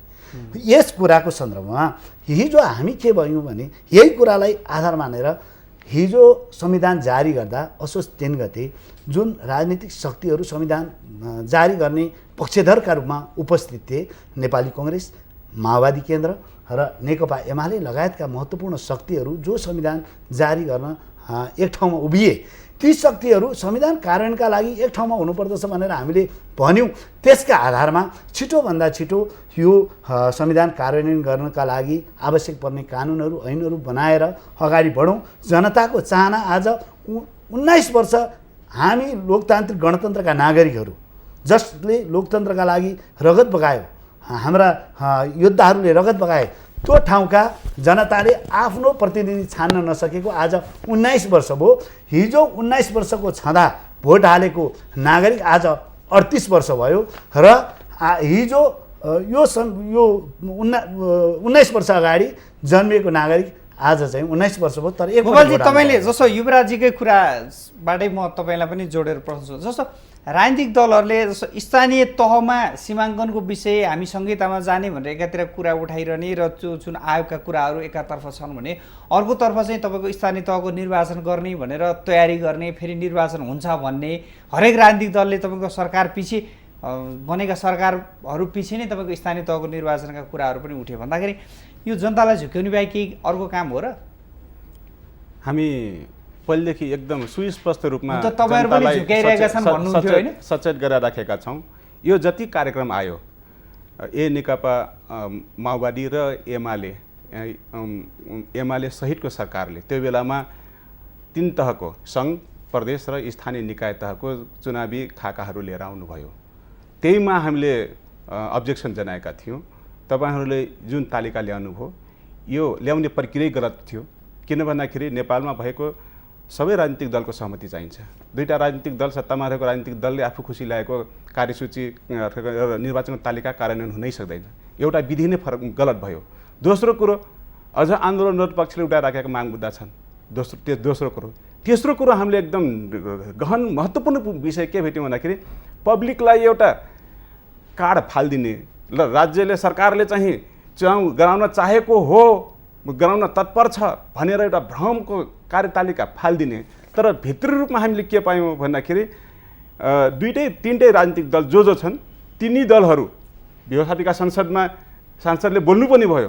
त्यो दल जो सरकारमा थिए तिनी दलहरूले संहिता नेपालमा कार्यान्वयन हुनै सक्दैन, हुनै दिन्न भनेर क्याबिनेटदेखि लिएर मिडियामा पनि बोल्ने, धर्मनिरपेक्षता हुँदै हुन यो अब हिन्दू राष्ट्र बनाउनुपर्छ भनेर कार्य गर्ने सरकार त्यही हुने। अनि यस्ता कुराहरूभित्र चाल एउटा बाहिर फाड्ने काल अर्को भइसकेपछि यो कार्यान्वयन गर्ने योजनाबद्ध तरिकाले ल्याएको थिएन। खालि जनतालाई भ्रम पार्ने तरिकाले ल्याएको कार्यतालिका, निर्वाचनको कार्यतालिका थियो। त्यो कार्यतालिकालाई अझ सुनियोजित रूपमा कार्यान्वयन हुन नदिने गरी आयोगको काम गतिविधिलाई अनावश्यक रूपमा फास्ट ट्र्याक गर्न लगाउने प्रेसर दिने अनि आफू खुसी रिपोर्ट तयार पार्ने दिने खालका जुन गतिविधि भयो त्यसले पनि निर्वाचन हुन नदिने वातावरण हो। किन भन्दाखेरि उसले चाहिँ आफू खुसी मनोमानी तरिकाले प्रतिवेदन तयार हुन्छ, त्यसमा विरोध पक्कै पनि हुन्छ, विरोध भइसकेपछि फेरि निर्वाचन तालिका पछाडि सार्न पाइन्छ लगायतको यो सुनियोजित चाल थियो। त्यो सुनियोजित चाल अन्तर्गत चालिएको यो कदम र तेस्रो कुरो म तपाईँलाई महत्त्वपूर्ण पाटो के भन्छु भन्दाखेरि यो गाउँपालिका नगरपालिका लगायतको जुन सीमाङ्कनको कुरा छ त्यो सीमाङ्कन गर्दाखेरि हामी योभन्दा पहिले नगरपालिका बनाएको पनि हामी देखिराखेका छौँ र पछिल्लो यो बनाउँदाखेरि पनि त्यहाँ पुनर्संरचना आयोगलाई जुन क्षेत्राधिकार दिएको छ, जुन क्राइटेरिया दिएको छ त्यसलाई एक ठाउँमा थानको लगाएर त्यहाँ सीमाङ्कन के गरियो भन्दाखेरि जो शक्तिशाली आयोगमा आफ्नो पावर र पहुँच पुर्याउने राजनीतिक दलले त्यहाँ के दबाब दिएको छ हामीले आधिकारिक रूपमा भन्दैछौँ। दबाब कसरी आयो भन्दाखेरि त्यहाँ जातीय रूपमा, भाषिक रूपमा, सांस्कृतिक रूपमा सघनता क्षेत्रलाई क्राइटेरिया बनाउने, तर सीमाङ्कन के गर्यो भन्दाखेरि कुन वार्डलाई कुन क्षेत्रलाई कहाँ राखियो भने आफ्नो राजनीतिक दल जित्छ त्यो हिसाबले त्यो गाउँपालिकाको वार्ड, नगरपालिकाको वार्ड अनि गाउँपालिकाको क्षेत्र सीमा त्यसरी निर्धारणमा पुग्यो। यो म प्रमाणसहित भन्न चाहन्छु। र कमजोर राजनीतिक दलहरूको जहाँ सङ्गठन अलि राम्रो छ त्यसलाई टुक्राइदिने, टुक्राइदिएपछि त ऊ अर्को वार्डमा गइहाल्छ अनि ऊ त्यहाँ हार्छ र जसको अलि पावरवाला राजनीतिक दल छ ऊ कमजोर भएको ठाउँमा पनि अरू बलियो भएकोलाई टुक्राइदिएपछि आफ्नो जित्न पाइयो। यो योजना बनाएर यो सीमाङ्कनको विवाद ल्याइदिने काम गरेको हुनाले यो सीमाङ्कन सिटिमिटे टुङ्गिनेवाला छैन। यो राष्ट्रिय सहमति बनाएर जुन जनतालाई घरदैलोमा पुर्याउने सम्मको र जातीय र भाषिक सघनता र त्यो अधिकारलाई पनि सुनिश्चित गर्ने गरी, किन भन्दाखेरि जस्तै कुनै ठाउँमा मगर भाषा राम्रो बहुमत छ त्यसलाई टुक्राइदिएपछि मगर भाषा सङ्गठित हुन सक्दैन, मगर संस्कृति संरक्षण हुन सक्दैन। त्यसै गरेर थारूहरूको भाषा संस्कृति राम्रो भएको ठाउँमा दुई तीन टुक्रा पारिदिएको कैलालीमा उदाहरण छ, बर्दियामा उदाहरण छ, त्यो कञ्चनपुरमा उदाहरण छ जहाँ चाहिँ थारू सघन छ त्यसलाई टुक्राइदिएर अन्त पारिदिएको छ, जो कि पहिले चाहिँ एक ठाउँमा थियो अहिले टुक्राइदिएको छ। त्यसले गर्दाखेरि यो सुनियोजित रूपमा त्यो भाषिक सघनतालाई टुक्राइदिने, सांस्कृतिक सघनतालाई टुक्राइदिने, राजनीतिक रूपमा पनि खण्डित पारिदिने र उनीहरूमाथि फेरि दमन गर्ने यो सुनियोजित चालान्तर गरिएको नै यो यस्तो कुटिल चालले राज्य सञ्चालन हुँदैन। किनकि 21औं शताब्दीको जनता अब सचेत छन्, आफ्नो अधिकार पहिचान थाहा पाउँछन् र सञ्चारको माध्यम पनि अहिले वर्ल्ड वाइड आइसक्यो। यो मिडिया टिभीले नदिए पनि फेसबुकले दिन्छ, ट्विटरले दिन्छ, अरू दुनियाँले दिन्छ, फोनले दिन्छ, तत्काल थाहा पाउँछ। यसरी ठग्न पाइँदैन क्या। अब ब्ल्याक एन्ड व्हाइटको नाउँमा स्पष्ट रूपमा जनतालाई सुसूचित हुने गरी र वो अधिकार पहिचान सुनिश्चित हुने गरी जब प्रदेशका सीमाङ्कन, गाउँपालिकाका सीमाङ्कन, नगरपालिका सीमाङ्कन गरियो भने त्यो सर्वस्वीकार्य हुन सक्छ। होइन यसलाई आफ्नै तरिकाले गोलमटोल तरिकाले फेरि के अरे शब्दजाल, ब्रह्मजाल, क्षेत्रजाल विभिन्न जालमा पार्ने गराइयो भने यो सफल हुन सक्दैन। प्रकाशजी, तपाईँहरूको यो आयोगका पदाधिकारीहरूसँग, आयोगका व्यक्तित्वहरूसँग तपाईँहरूले छलफल गर्नु भएको छैन? छैन, थाहै छैन। हिजो मात्रै पहिलोपटक भेट्नु पनि भएको छैन क्या? भेटेको पनि छैन मैले। र एउटा पुस्तिका पनि तपाईँहरूले पनि त छलफलको लागि प्रयास गर्नुपर्ने हो नि त, जस्तो किनभने यो मुद्दा तपाईँहरूको क्षेत्रसँग पनि सम्बन्धित छ, तपाईँकै जिल्लामा पर्छ होइन, हरेक ठाउँमा पर्छ नि, हरेक ठाउँमा छ। र त्यसको लागि तपाईँहरूको पनि त प्रयास त हुन्छ। तपाईँहरूले हामीलाई भएन भन्ने भन्दा नि आफ्नो चाहना र इन्ट्रेस्ट त देखाउनु पर्यो। होइन, हामीले आयोग बनेर आयोगले खुसी भित्र गरेको काम जिल्लामा एउटा उस मात्रै निर्देशिका पठाइसकेपछि मात्रै हामीलाई थाहा भएको छ। त्यो निर्देशिका हरेक गतिविधिको बारेमा हामीलाई पिजन होलमा राखिने चलन पनि थियो अरू यो सांसदहरूको संसदीय दलको कार्यालयमा, तर त्यो पनि छैन र हामीले खोज्दा पनि पाएको छैन। मैले बल्ल एउटा मात्रै भेटेको छु। त भनेपछि यस्तो अवस्था छ कि आयोग बनाइयो, आयोग बनाएर उसले आफ्नो गतिविधि गरायो, तर सांसदहरूलाई यो जानकारी नै छैन। बिचमा मात्रै एकैचोटि आयो कि 565वटा गाउँ र नगरपालिका स्थानीय निकायको बनाउने भन्ने निर्देशिका बनाएर त्यसको आधारहरू तयार गरेर जिल्लामा पठाइसकेपछि खैलाबैला भयो जिल्लाबाट। र हामीलाई त 8वटा गाउँ एकै 8वटा 52 जिल्लालाई 59वटा गाउँ विकास समिति र एउटा नगरपालिका छ, 8वटा मात्रै बनाएको छ नगरपालिकासित। हामी 12वटा 10वटा गाउँ विकास समितिले एउटा कसरी बनाउन सकिन्छ? कहाँको भूगोल मिल्छ, हाम्रो कहाँको जनसङ्ख्या मिल्छ, कहाँका स्रोतहरू मिल्छन् र यो यस्तो बनाएको तपाईँहरू भनेर हामीलाई उल्टो प्रश्न गर्छन्। तर हामीलाई थाहा छैन, किन हामीलाई थियो आयोगले कमसेकम यो बारेमा जानकारी सांसदहरूलाई बोलाएर यसरी मिडिया मार्फत भए पनि उहाँहरूले कमसेकम के हुँदैछ भने एउटा राय सङ्कलन गरेर कमसेकम निर्वाचित प्रतिनिधिहरूलाई केही भनेर उहाँहरू जिल्लामा जाँदा धेरै राम्रो हुन्थ्यो। त्यसको आधारमा हामी पनि गाइड गर्थ्यौँ। 10वटा बनाउने ठाउँमा 15वटा हुन्थ्यो होला, 15वटा बनाउने ठाउँमा 20वटा हुन्थ्यो होला, 5वटा हुन्थ्यो होला। यसरी जाँदा ठिक हुन्छ भने हामी गाइडलाइन केही दिन्थ्यौँ होला। त्यो भएन। त्यो भन्दा अहिले पनि हाम्रो के छ भने यो 565 होइन, कमसेकम घटीमा पनि 1000 हुनुपर्छ। 3300-3500 गाउँपालिका नगरपालिकालाई एकैचोटि 500 मा ल्याउनु भनेको यो धेरै जनताहरूलाई सुविधा दिन सकिँदैन, भूगोल मिलाउन सकिँदैन। त्यहाँका स्रोत र साधनहरूलाई त्यहाँका आम्दानीहरूलाई पनि कमसेकम बाँडफाँड गर्नुपर्छ। आज 13वटा गाउँ विकास समितिको सेन्टरमा पर्ने एउटा गाउँ होला, तर त्यहाँ कहीँ अहिले त यसले भनेको छ हस्पिटल 15 बेडको 50 बेडको हस्पिटल लगायतका सिटी हलदेखि लिएर त्यहाँ विभिन्न किसिमका सामाजिक भवनहरूदेखि लिएर सरकारी भवनहरू 70 जना कर्मचारी राख्ने एउटा गाउँमा भन्छ भने त्यो राख्नका लागि भवन बनाउने हल बनाउने जस्ता ठाउँ नहुन पनि सक्छ। गाउँ त्यस्ता किसिमका गाउँहरू पनि छन् भने एकैचोटि अहिले हामीले एउटा गाउँ विकास समितिले सुविधा दिन सकेका छैनौँ। भोलि तिनलाई जोडेर त्यो विज्ञहरू जस्तो जुन आयोगलाई जिम्मा दिएको छ त्यो आयोगमा भएका विज्ञहरू पनि बुझ्ने नै त हुनुहुन्छ नि। उहाँहरूले धेरै बुझ्ने हुनुहुन्छ। कसरी बुझ्नुहुन्छ भने उहाँहरू काठमाडौँ बसेर नेपाल बुझ्नेहरू हुनुहुन्छ सबै। किनभने नक्सा मैले अघि नै भने तपाईँलाई नेपालको नक्सा सम्मु छ, त्यहाँ जङ्गल पनि देखिँदैन, पहाड पनि देखिँदैन, खोला नाला पनि देखिँदैन। त्यो सम्मु नक्सा देख्यो भने चढ यहाँ बसेर 8वटा यता 5वटा यता 7वटा यता भनेर लाउने हुनाले त यो विवाद आइरहन्छ। यो सङ्घीयताको प्रदेशको सीमाको कुरा होस्, गाउँपालिकाको जहाँ पनि कमसेकम भूगोलको अध्ययन गरेर सीमा निर्धारण गर्नुपर्छ। त्यहाँको जनता र जनसङ्ख्याको आधार त्यहाँका प्रतिनिधिहरूको रोभरमा राखेर गरिदिनुपर्छ। यो आएको छ छलफलबाट ल्याउनुहोस् भन्ने भइहाल्छ, जबरजस्ती होइन।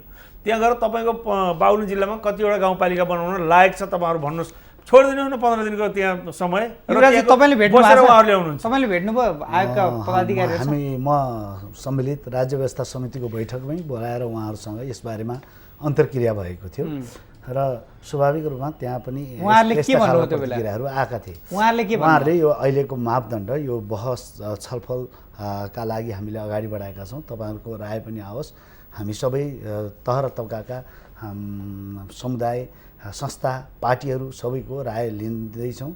यो पहिलो चरणको बहस हो भनेर उहाँहरूले बताउनु भएको थियो र उहाँहरूले एउटा जिम्मेवारी महसुसका साथ नै त्यहाँ आफ्ना प्रस्तुतिहरू सुनाउनु भएको थियो। म तपाईँलाई एउटा कुरा भनौँ, नेपालमा एउटा बेडमाना पर्ने कुरा छ कि अलिक राजनीतिमा गाली संस्कृति छ, अब जस्ट दिने आफू उम्कने। यो संविधान कार्यान्वयनको पहिलो शर्त लोकतान्त्रिक गणतन्त्रको सर्वप्रथम विभिन्न संरचनाहरूको निर्माणतर्फ जानु पहिलो शर्त हो। त्यसमध्ये पनि स्थानीय तह वा स्थानीय सरकारको निर्माण सबभन्दा महत्त्वपूर्ण पाटो, जनअपेक्षा व्यापक रूपमा भइरहेको र एकदम व्यग्रतापूर्वक जनताले पर्खिरहेको क्षेत्र भनेको अहिले स्थानीय निकायको आफ्नो प्रतिनिधि, आफ्नो जनप्रतिनिधि हो। र मैले अगाडि भने आज 19 वर्ष बितिसक्दा पनि जनताले आफ्नो वडाध्यक्ष, आफ्नो स्थानीय प्रतिनिधि चुन्न नपाउनु विडम्बना हो। संविधान सभाको निर्वाचन 2 पटक भयो, तर स्थानीय निकायको निर्वाचन भइरहेको छैन।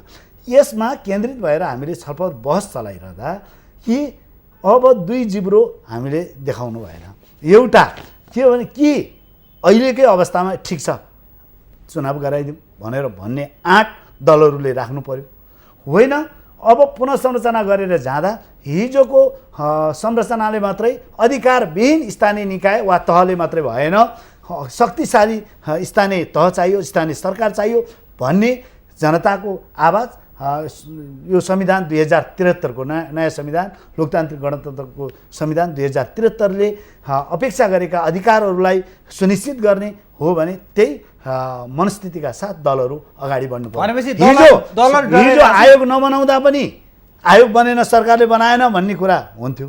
आयोग बन्यो, आयोग बनिसकेपछि खाली दिमागमा त छलफल चल्दैन नि। दलहरू डराइरहेछन्, त्यसको अर्थ डराइरहेका छन् कि छैनन् प्रस्तुतिले, तर जतिसक्दो पर स्थानीय निर्वाचन धकेल्ने कुरा चाहिँ उपयुक्त होइन। यसमा सङ्ख्यामा हेरफेर हुनुपर्दछ, त्यो मेरो पनि राय हो। केवल भूगोलका आधारमा मात्रै के अरे जनसङ्ख्याका आधारमा मात्रै यो स्थानीय तहको निर्धारण हुनु हुँदैन, त्यसका आधार त्यसलाई मात्रै आधार बनाइनु हुँदैन, भूगोललाई पनि आधार बनाइनु पर्दछ भन्ने कुरा मेरो पनि राय हो। सघन जातीय बस्तीहरूलाई टुक्र्याउनु हुँदैन, त्यो मेरो पनि राय हो, हाम्रो पार्टीको पनि राय हो। तर कुनै पनि नाम र बहानामा स्थानीय निकायको निर्वाचनलाई पर धकेल्ने वा संविधानलाई यो कार्यान्वयन गर्नका लागि विभिन्न अडचनहरू देखाउने र जतिसक्दो टाढा पुर्याउने कुरा चाहिँ उपयुक्त होइन। त्यस कारणले हिजो आयोग सरकारले बनायो, आयोग बनाएपछि आयोगले केही आधारहरू प्रस्तुत गरेर छलफलका लागि ल्याएको छ। खाली दिमागमा त छलफल हुँदैन। यहाँ दलहरू नै डराइरहेको जस्तो स्थिति देखियो। कता कता तपाईँको आफूले जस नलिने र अब जस फेरि आफ्नोमा आउला भन्ने खालको समस्याले दलहरू ग्रस्त भएको जस्तो चाहिँ बुझिन्छ क्या। जनताले आफ्नो अधिकार प्रयोग गर्ने कुरालाई कसैले पनि कुनै नाम र बाहनामा पर धकेलिँदै हामी त्यसबाट उम्कन सक्छौँ भन्ने कसैलाई लागेको छ भने त्यो उपयुक्त होइन। गोपालजी, तपाईँलाई लाग्छ राजनीतिक दलहरू कता कता यो कुरामा अलिकति जनताको माझमा जान अथवा जनतालाई भन्न प्रत्यक्ष रूपमा भन्न अलिकति डराएको हो? यो सत्य कुरा हो र यो राजनीतिक दलहरूमा एउटा आग्रह कसरी बस्यो भन्दाखेरि म सरकारमा भएको बेलामा चुनाव गराउनुपर्छ र म प्रतिपक्षमा भएपछि चुनाव गराउन हुन्न। यो रोग निरन्तर आइपुगेको छ, जसको कारणले गर्दाखेरि आज 18-19 वर्ष भयो स्थानीय निकाय जनप्रतिनिधि प्रतिपक्षमा बसे नि उहाँको पार्टीले त निर्वाचनमा जानुपर्छ। तत्काल जनताको बिचमा जान एमाले तयार छ। हो, तयार छ, त्यो सत्य कुरा हो। मुखलेमा पनि भनौँला, उहाँ पनि भनौँला, तर व्यवहारिक रूपमा जस्तै उहाँले भन्नु भएको छ व्यवहारले जान तयार छ। उहाँको व्यवहारमा आउनको लागि ऐन कानुनहरू बन्नुपर्छ, त्यो पनि कार्यान्वयन हुने गरी ऐन गर्नु पर्यो। त्यसपछि स्थानीय निकायहरूको पुनर्संरचना विवाद रहित तरिकाले बन्नु पर्यो। टेक्निकल कुराहरू धेरै बाँकी छन् जुन कुरा उहाँहरूले तयार पार्न चाहनुहुन्न। मैले यज्ञ मानेजीलाई भन्न खोजेको होइन, यो राजनीतिक रूपमा पार्टीगत रूपमा मैले भन्न खोजिरहेको छु, यो तयार छैन। जस्तै गत 9 महिना सरकारमा छँदाखेरि स्थानीय निकायको लागि चुनाव गर्नको लागि जुन चाहिने पूर्वाधार, कानुनी पूर्वाधार, सीमाङ्कनका पूर्वाधार लगायत अरू पूर्वाधारहरू जुन तयारी गर्न सक्नु पर्थ्यो, जुन गर्नको लागि अभियान चलाउन सक्नु पर्थ्यो, त्यो अभियान भनेको एउटा मन्त्रालयमा कानुन बनाएर मात्र पुग्दैन। विभिन्न राजनीतिक दल र स्थानीय निकायसम्मको छलफल, बहस र सहमतिको वातावरण बनाउन सक्नुपर्छ। त्यो सहमतिको वातावरण भनेको सङ्घीय गठबन्धन जुन आन्दोलनमा छ, त्यो आन्दोलनमा उठाइराखेको राजनीतिक मुद्दाहरू सम्बन्ध नभएसम्म सहमति राजनीतिक साधन बन्दैन। तर त्यो राजनीतिक सहमति बनाउने पक्षमा ए नेकपा माओवादी कहिले पनि संवेदनशील हामीले पाएनौँ। जहिले पनि आन्दोलनकारीलाई गाली गर्ने, अन्तर्राष्ट्रिय जगतलाई गाली गलोज गर्ने र सहमतिको वातावरण बन्ने बेलामा फेरि अर्को कार्ड फालिदिने, यस्तो खालको प्रवृत्ति हामीले देख्यौँ। जस्तो राष्ट्रिय नेता प्रधानमन्त्री जस्तो व्यक्तित्वले साना केटाकेटीले बोले जस्तो भाषा प्रयोग गरिदिने, गाली गलोज गर्ने, यस्तो खालको हामी प्रवृत्ति देख्यौँ। यस्तोले राष्ट्रिय सहमति बन्न सक्दैन, राजनीतिक सहमति बन्न सक्दैन थियो र जसको कारणले गर्दाखेरि सरकार ढल्यो। अब नयाँ सरकार बनेको छ। नयाँ सरकारले पनि अब राजनीतिक उचाइ र जातीय उचाइ, राष्ट्रिय उचाइ, भाषिक उचाइ, धार्मिक उचाइ, सबै उचाइका साथ एउटा राष्ट्रिय सहमतिबाट बन्ने वातावरण बनायो भने यो चुनाव हुन सक्छ। खालि स्थानीय निकाय मात्र होइन, प्रदेशको चुनाव हुन सक्छ र सङ्घको चुनाव पनि हुन सक्छ, समयमा हुन सक्छ। तर त्यो समयमा गराउनको लागि जुन राज्य पुनर्संरचनाले काम गरिराखेको छ, त्यसलाई सहज कसरी बनाउने भन्दाखेरि पहिले विवादमा रहेको त्यो त तपाईँहरू भनिरहनुहुन्छ सहमतिको कुरा। जस्तो एउटाले राष्ट्रिय सहमति निर्माण भयो भने निर्वाचन हुन सक्छ भनेर सबैजना भन्नुहुन्छ, तर मैले त चाहेको हो भनेर अर्कोलाई दोष थपिदिनुहुन्छ। यो त समस्या हो नेपालको। यो दोष कुन आधारमा थपिएको छ त्यो प्रमाणित गर्नु पर्यो। किन भन्दाखेरि जब नेपालमा सीमाङ्कनको रूपमा नेपालमा कुनै राजनीतिक दल छैन जसले यो गल्ती हामीले गरे हौँ भनेर दोष लिएको त कसैले आजको दिनसम्म छैन। तर कसै न कसैको त दोष त छ नि त। दोष छ। दोष नभइदिए भए नेपालमा यति ठुलो विद्रोह हुँदैन थियो र यति ठुलो आन्दोलन हुँदैन थियो। 15-16 हजार मान्छे मारिए। त्यो जस अपजस भनेको शासक पार्टी वर्ग र समुदायले लिनुपर्छ, जसको कारणले अझसम्म त्यसैको निरन्तरता अहिले पनि नेपालमा जारी छ। किन भन्दाखेरि अहिले पनि आन्दोलन भइराखेको छ, विद्रोह भइराखेको छ। भन्दाखेरि संविधान सर्वस्वीकार्य भएन। संविधान सर्वस्वीकार्य नहुने बित्तिकै कुनै पनि त्यो कार्यान्वयन हुने स्थिति बन्दैन। त्यसैले सर्वस्वीकार्य बनाउनको लागि संशोधन पुनर्लेखन मार्फत त्यो सम्बोधन गरौँ भनिराखेका छौँ। त्यो भनिसकेपछि बल्ल यो आयोगहरूका काम गतिविधि अगाडि बढ्छन् र काम गतिविधि अगाडि बढ्दाखेरि असाध्य जन्युन कुरा उठिराखेको छ। जस्तै पहाडमा, तराई क्षेत्रमा गाउँपालिका नगरपालिका बनाउँदाखेरिको जनसङ्ख्याको आधार यति धेरै फरक, डबल फरक। पहाडमा 50,000, तराईमा 1 लाख। एउटा समस्या छ कि यहाँ त हरेक मान्छे विज्ञ भइदियो कि नगरपालिका बनाउँदाखेरि जस्तो तपाईँ राज्यले एउटा आयोगलाई जिम्मेवारी दिइसकेपछि त्यो आयोगमा रहेका विज्ञ त्यो आयोगलाई कि त मान्यता दिनु हुँदैन। त्यो आयोगलाई मान्यता दिएर काम गर्न थालिसकेपछि त विज्ञको भनाइलाई पनि नमान्ने, एउटा जनप्रतिनिधि अथवा जनताको मात्र कुरा सुन्ने भन्ने कुरा पनि त हुँदैन नि त। विज्ञको भनाइ मान्छौँ, तर आग्रह पूर्वाग्रह राखेर तयार पारेको विज्ञता हुँदैन। उसले आग्रह तरिकाले जनसङ्ख्याको आधार तय गर्यो। भूगोलको आधार तय गरेर राखेको छ, त्यही आधारमा प्रतिवेदन तयार पारिराखेको छ भने त्यस्ता विज्ञता नेपालमा जरुरत छैन। विज्ञता कस्तो हुन्छ भन्दाखेरि सर्वस्वीकार्य हुने, मैले अघि नै भन्दै अब यो सबैले मान्ने खालको विज्ञ भएर नै विज्ञ हुने हो नि होइन? विज्ञ पनि कुनै त्यस्तो हो, सर्वस्वीकार्य भएपछि त्यो विज्ञ हुन्छ। तर कुनै एउटा दललाई पोस्ने र बाँकी दललाई घोक्रे ठ्याक ल्याउने गरी आफ्ना विज्ञता प्रस्तुत गर्यो भने त यो विज्ञ हुनै सक्दैन। अहिले भइराखेको त्यो हो। जस्तै अब बर्दिया जिल्लामा मैले भने 5 वटा नगरपालिका राखेको छ, एउटा नगरपालिकामा 2 लाख, 2.25 लाखसम्मको जनसङ्ख्या रहेकोलाई एउटा नगरपालिका बनाइदिएको छ।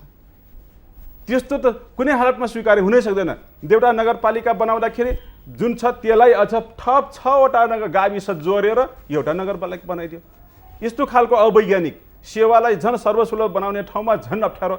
तेस्रो कुरो, एउटा नगरपालिकाको यस्तो सीमाङ्कन बनाइदियो, नमुनाको लागि मैले भन्नु, त्यो नगरपालिका भोलि गएर सङ्घको चुनाव हुँदाखेरि सङ्घको निर्वाचन क्षेत्रभन्दा ठुलो नगरपालिका बन्दैछ भनेपछि यो कहाँको वैज्ञानिकता हो? कसरी यो गाउँपालिका र नगरपालिका सीमाङ्कन गरिराखेको छ? यो त हामीले बुझ्दै सकिरहेका छैनौँ।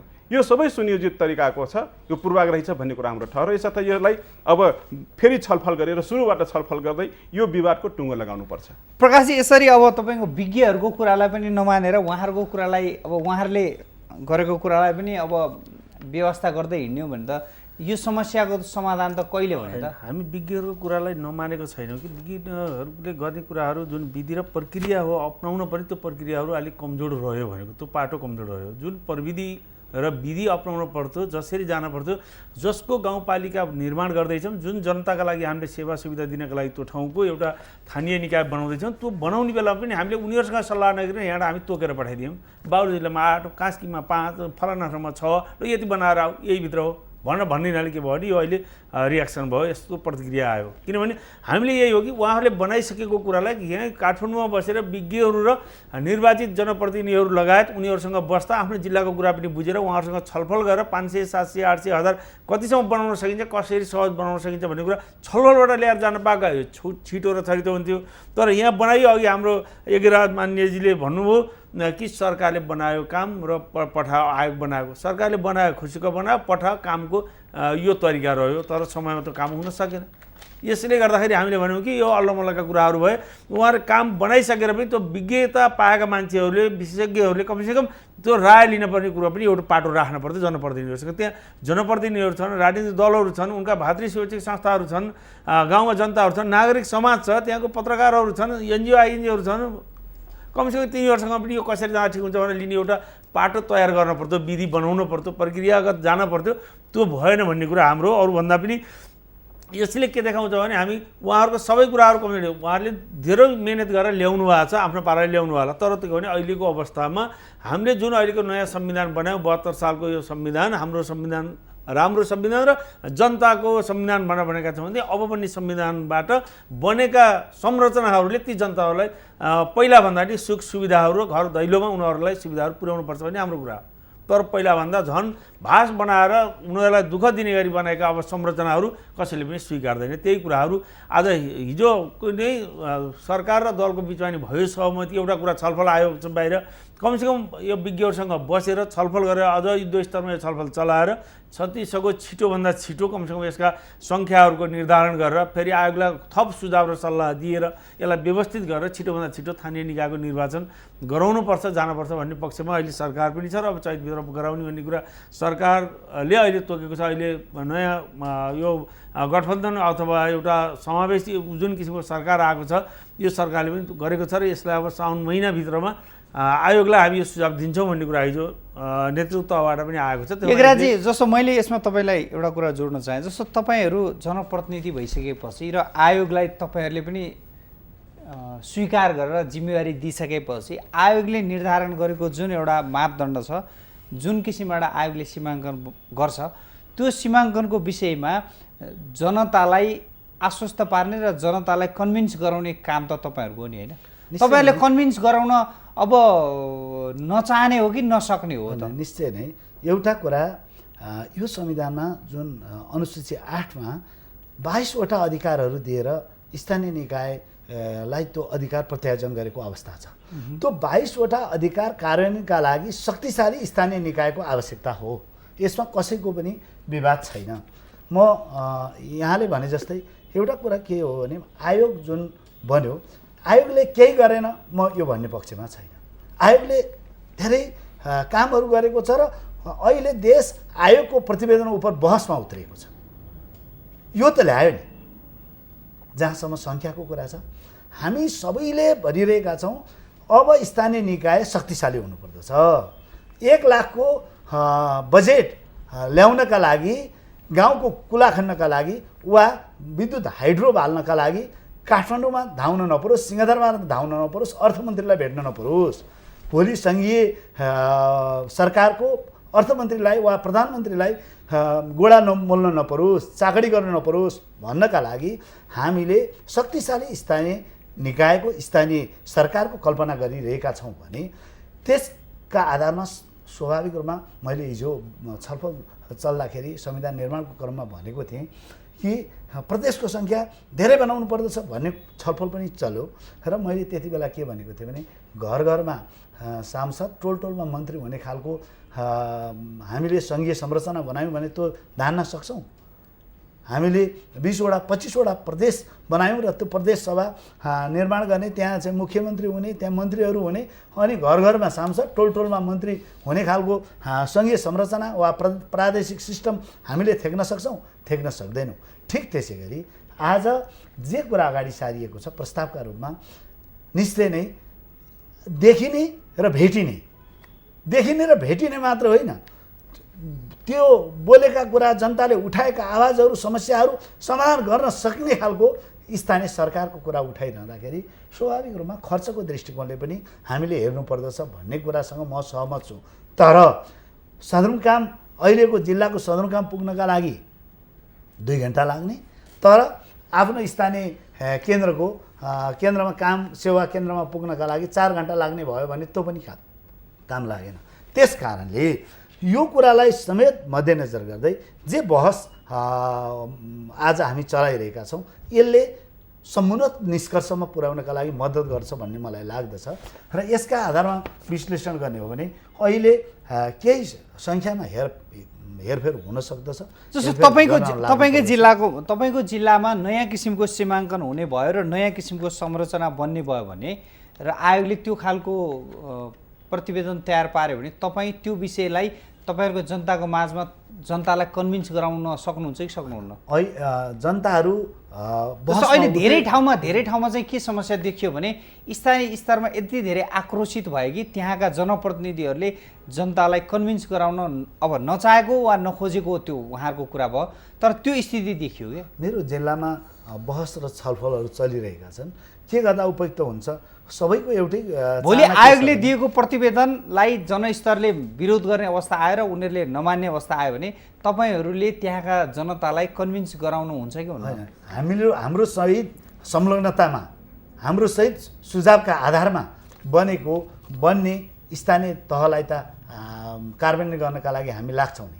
तर अहिले त हामी बहसको क्रममा छौँ र अहिले मेरा पनि केही विमतिहरू छन् यो आयोगले प्रस्ताव गरेका कुराहरूको सन्दर्भमा। मैले भने मूलत यो जनसङ्ख्याको आधारमा मात्रै स्थानीय निकायको पुनर्संरचना गर्न लाग्यो भने त्यसले जनतालाई राहत पुर्याउँदैन, त्यसले झन् आहत पुर्याउँछ।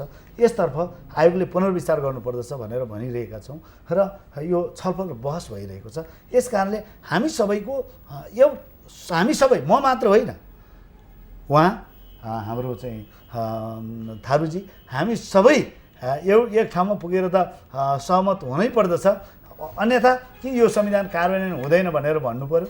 होइन भने समय सीमा पनि त्यति लामो छैन। हामीलाई समयको एकदम पेचिलो आदेश छ हामीलाई कि 2074 साल माघ 8 गते यो व्यवस्थापिका संसदको कार्यकाल समाप्त हुँदैछ र अब करिब 1.5 वर्ष छ।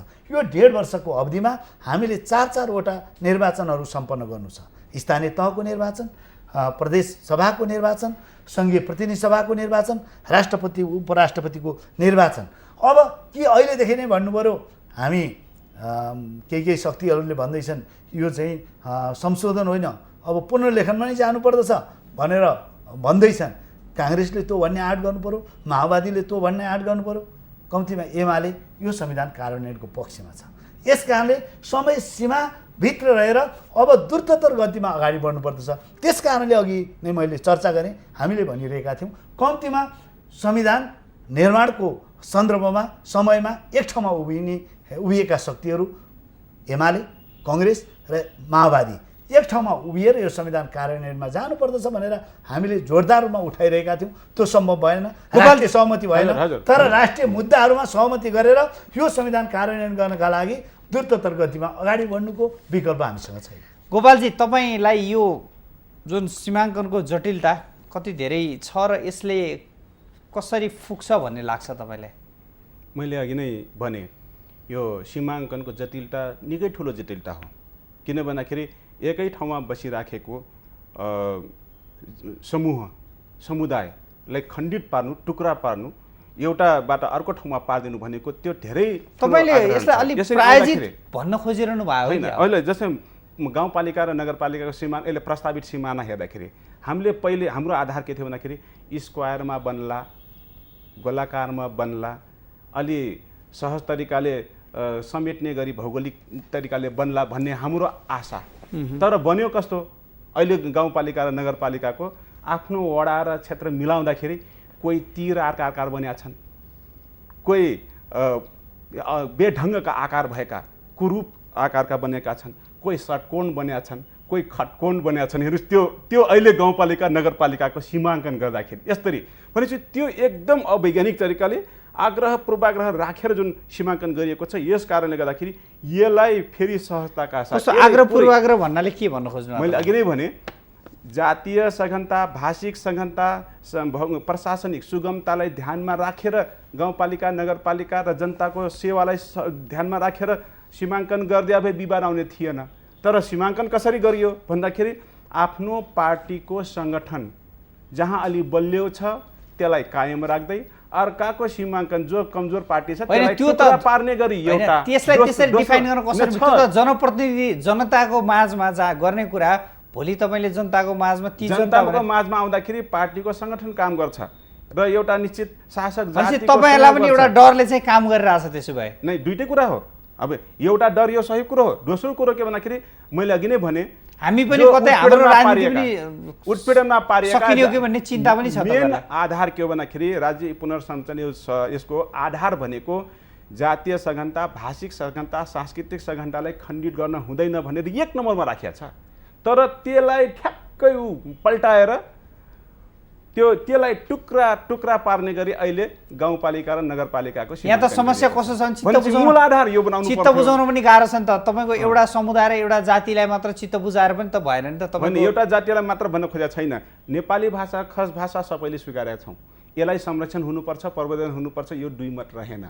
तर गाउँपालिकाभित्र आइपुग्दाखेरि, प्रदेशभित्र तपाईँकै जिल्लामा गएर भाषा, मगर तपाईँकै जिल्लामा गएर बहस गर्ने भने संरक्षण गर्ने गरी पनि गाउँपालिका नगरपालिकाको सीमाङ्कन गरिदियो भने कति राम्रो हुन्थ्यो। तपाईँकै जिल्लामा गएर बहस मात्र त्यहाँ शासक बनोस् भन्ने खोजा होइन, होइन मगर मात्र बनोस् भन्ने खोजा होइन। तपाईँकै जिल्लामा गएर बहस गर्ने हो भने पनि 3 जना सांसद राखेर बहस गर्ने हो भने 3 जना सांसदको 3 थरी धारणा आउने भयो। अब त्यो आयोगले कसरी त्यसलाई समाउने त? न्यायपूर्ण कुन तर्क हो भन्ने कुरो लिनु पर्यो के? किनभने कि शासक वर्ग समुदाय त अलरेडी राज्यको हरेक संयन्त्रमा छ, हरेक स्रोत साधनलाई उहाँ पहुँचमा छ, ऊ राज्य स्रोत साधन पावर प्रयोग गरिराखेकै छ भने बाँकी रहेको जाति वर्ग क्षेत्र छ ऊ राज्यको स्रोत साधनमा भाषिक रूपमा, सांस्कृतिक रूपमा, कानुनी रूपमा, विकास निर्माणको रूपमा कसरी पुर्याउन सकिन्छ त्यो पक्षमा कानुन र सीमाङ्कन बन्नुपर्छ कि पर्दैन? यो न्यायपूर्ण कुरा हो कि होइन? यो तर्क हो कि होइन? मान्नु पर्यो नि त्यहाँनिर। होइन भने ल तिमीहरू चाहिँ हलिया हौ, मजदुरी हौ, कमैया हौ, तिमीहरू हाम्रो भोट बैंक हौ, तिमीहरू चाहिँ केही चाहिँदैन, तर हामी शासक जाति, शासक वर्ग, हामी जे भनेपछि तिमीलाई मान्नुपर्छ भनेर कसैले भन्छ भने अहिलेको 21औं शताब्दीले मान्दैन के? यो न्यायपूर्ण कुरा पनि होइन। यसैले सबै जाति वर्ग क्षेत्रलिङ्गको राज्य, गाउँपालिका, नगरपालिका, प्रदेशमा पहुँच पुग्ने गरीको सीमाङ्कन र कानुनी प्रावधान चाहियो। त्यस्तो गर्नको लागि यदि आयोगले पहल गर्छ हामी पुरै सहयोग गर्छौँ, पूर्ण समर्थन रहन्छ। तर मुखमा राम र बगलीमा छोरा भनेर यदि आयोगले गर्न थाल्यो, राजनीतिक दलले गर्न थाल्यो भने त्यो मान्ने कडापि हुन सक्दैन। यसको समाधानको उपाय पनि त्यही छ। मैले भन्न खोजेँ अब यो चुनावको यो समाधानको विषयमा हामी अलिकति पछाडि नै बहस गरौँ। अहिले अलिकति समस्याहरू नै पहिल्याउँ हामी। जस्तो प्रकाशजी, त्यो खालको समस्या त हो नि होइन? जस्तो कुनै पनि जिल्लामा एउटा सेवा केन्द्र सार्ने विषयमा सेवा केन्द्र नै सार्ने विषयमा त त्यत्रो ठुलो विवाद हुन्छ भने चाहिँ कि स्थानीय रूपमा पनि स्थानीय जनताको माझमा पनि एक खालको समस्या छ भन्ने खालको कुरा चाहिँ बुझिन्छ कि यसलाई हल गर्न कसरी सकिन्छ भने एउटा कुरा, पहिला हामीले इलाका बनाएका थियौँ। एउटा जिल्लामा 13वटासम्म इलाका छ। इलाका स्तरमा हाम्रा सेवा कार्यालयहरू छन्, भेटनेरीका छन्, कृषिका छन्, जेटीहरू छन्, स्वास्थ्य छ। त्यो इलाकालाई एउटा गाउँपालिकासम्म बनाउन सक्यो भने पनि त्यसले गर्दा 1000-1100मा झर्छ। 3टा 4टा 5वटा गाउँ विकास समिति जहाँ एडजस्ट छ र एउटा इलाका सेवा केन्द्र बनेको छ र त्यो सेन्टर सबैले मानेको अवस्था पनि छ नि। त्यो भन्दा इलाकालाई कमसेकम एउटा गाउँपालिकाको रूपमा हामी अगाडि बढाइदियौँ भने त्यो त पहिलेदेखि स्वीकार्य ठाउँ हो नि। अब त्यसलाई 3टा गाउँ मिल्छ 3टा होला, 4वटा मिल्ने सहज हुन्छ 4वटा होला, नभए अर्को पनि इलाका अप्ठ्यारो छ भने आफै त्यो इलाकाभित्र आएर एउटा गाउँपालिका 4-5वटा 3वटा गाउँ विकास समिति मिलाएर त्यो इलाकालाई नै गाउँपालिकाको रूप दिन सकियो भने त्यसले धेरै सहज बनाउने हामीले मानेका छौँ। एउटा जिल्लामा 10-12-15वटासम्म गाउँपालिका बन्ने हो। त्यसैले गर्दा आयोगले जिम्मेवारी पाइसकेपछि र आयोगमा भएका व्यक्तिहरूले एउटा काम गर्ने भनेर विज्ञहरूकै संलग्नतामा बनेको आयोगले काम गरिसकेपछि अब आयोगलाई जिम्मा दिइसकेका छौँ। अब जे खालको संरचना बन्छ त्यो संरचना अनुसार नै हामी जाँदाखेरि ठिक हुन्छ भनेर तपाईँहरूले स्थानीय जनतालाई हुँदैन, हामीले गर्न सकिँदैन। अघि नै भन्नुभयो, हाम्रो एकराज मान्यजीले भन्नु सक्नुभयो कि हाम्रो छलफल र हाम्रो सहभागितामा भएका छलफलहरू पनि हामी चित्त बुझाउन सक्छौँ। होइन भने सदरमुकामसँग जोडिएको एउटा मोटर बाटो छ एउटा गाउँको, आज 5वटा 7वटा गाउँ मिलाउँ, त्यो सदरमुकाम आएर फेरि गाउँपालिकामा जानुपर्ने अवस्था छ। सिधा गाउँमा जोडिने बाटाहरू छैन नि, सडकहरूले जोडिएको छैन नि त।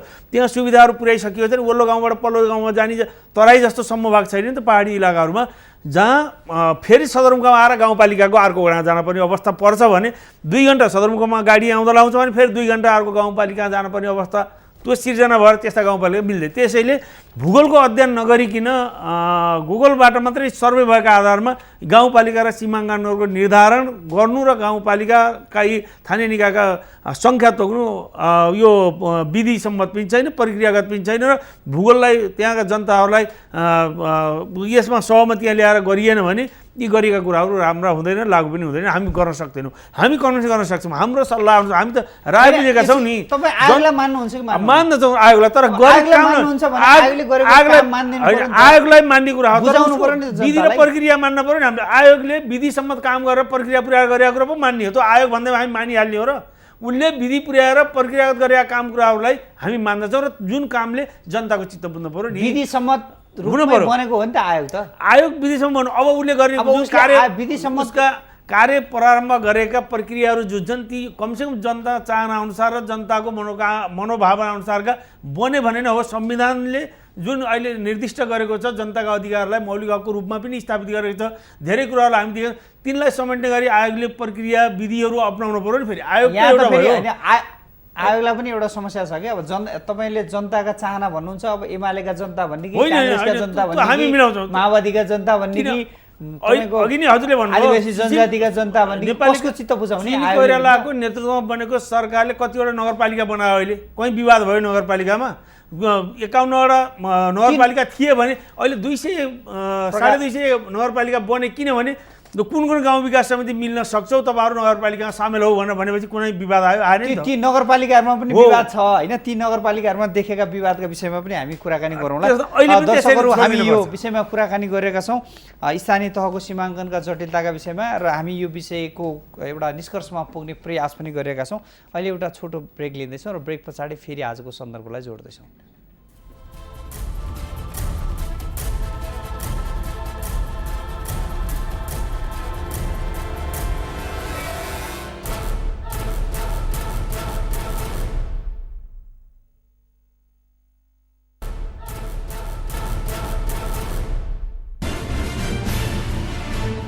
जटिल बन्दै स्थानीय तहको सीमाङ्कन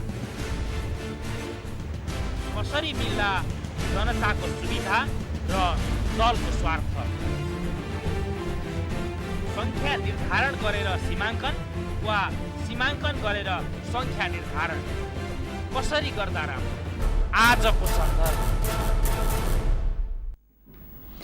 दर्शकहरू, ब्रेकपछि यहाँहरूलाई पुनः कार्यक्रममा स्वागत छ। आजको सन्दर्भमा आज हामी कुराकानी गरेका छौँ सीमाङ्कनमा देखिएको जटिलता र यसमा राजनीतिक दलहरूको भूमिकाका विषयमा, र हामी व्यवस्थापिका संसद का सांसदहरूसँग पनि यो विषयमा कुराकानी गरेका छौँ र विशेष गरेर सीमाङ्कनको विषयमा विभिन्न जिल्ला, विभिन्न गाउँ, विभिन्न तहमा यो खालका समस्याहरू देखेका छन्। स्थानीय स्तरमा व्यापक विरोधहरू भएका छन्। जुन खालको सीमाङ्कन गरिएको छ, जुन आयोगले निर्धारण गर्ने भन्ने जुन खालका कुराकानीहरू भएर जुन खालको जनस्तरमा बहसहरू भएको छ, यो बहसमा समर्थनभन्दा बढी विरोधका स्वरहरू सुनिएका छन् र जनप्रतिनिधिहरूले पनि कता कता आयोगले गरेको प्रस्तावलाई त्यति धेरै समर्थन गरेको स्थिति पाइँदैन। त्यसैले जुन खालको जटिलता देखिन थालिएको छ, यसलाई बेलैमा निराकरण गर्न सकिएन भने यसले ठुलो समस्या ल्याउन सक्छ।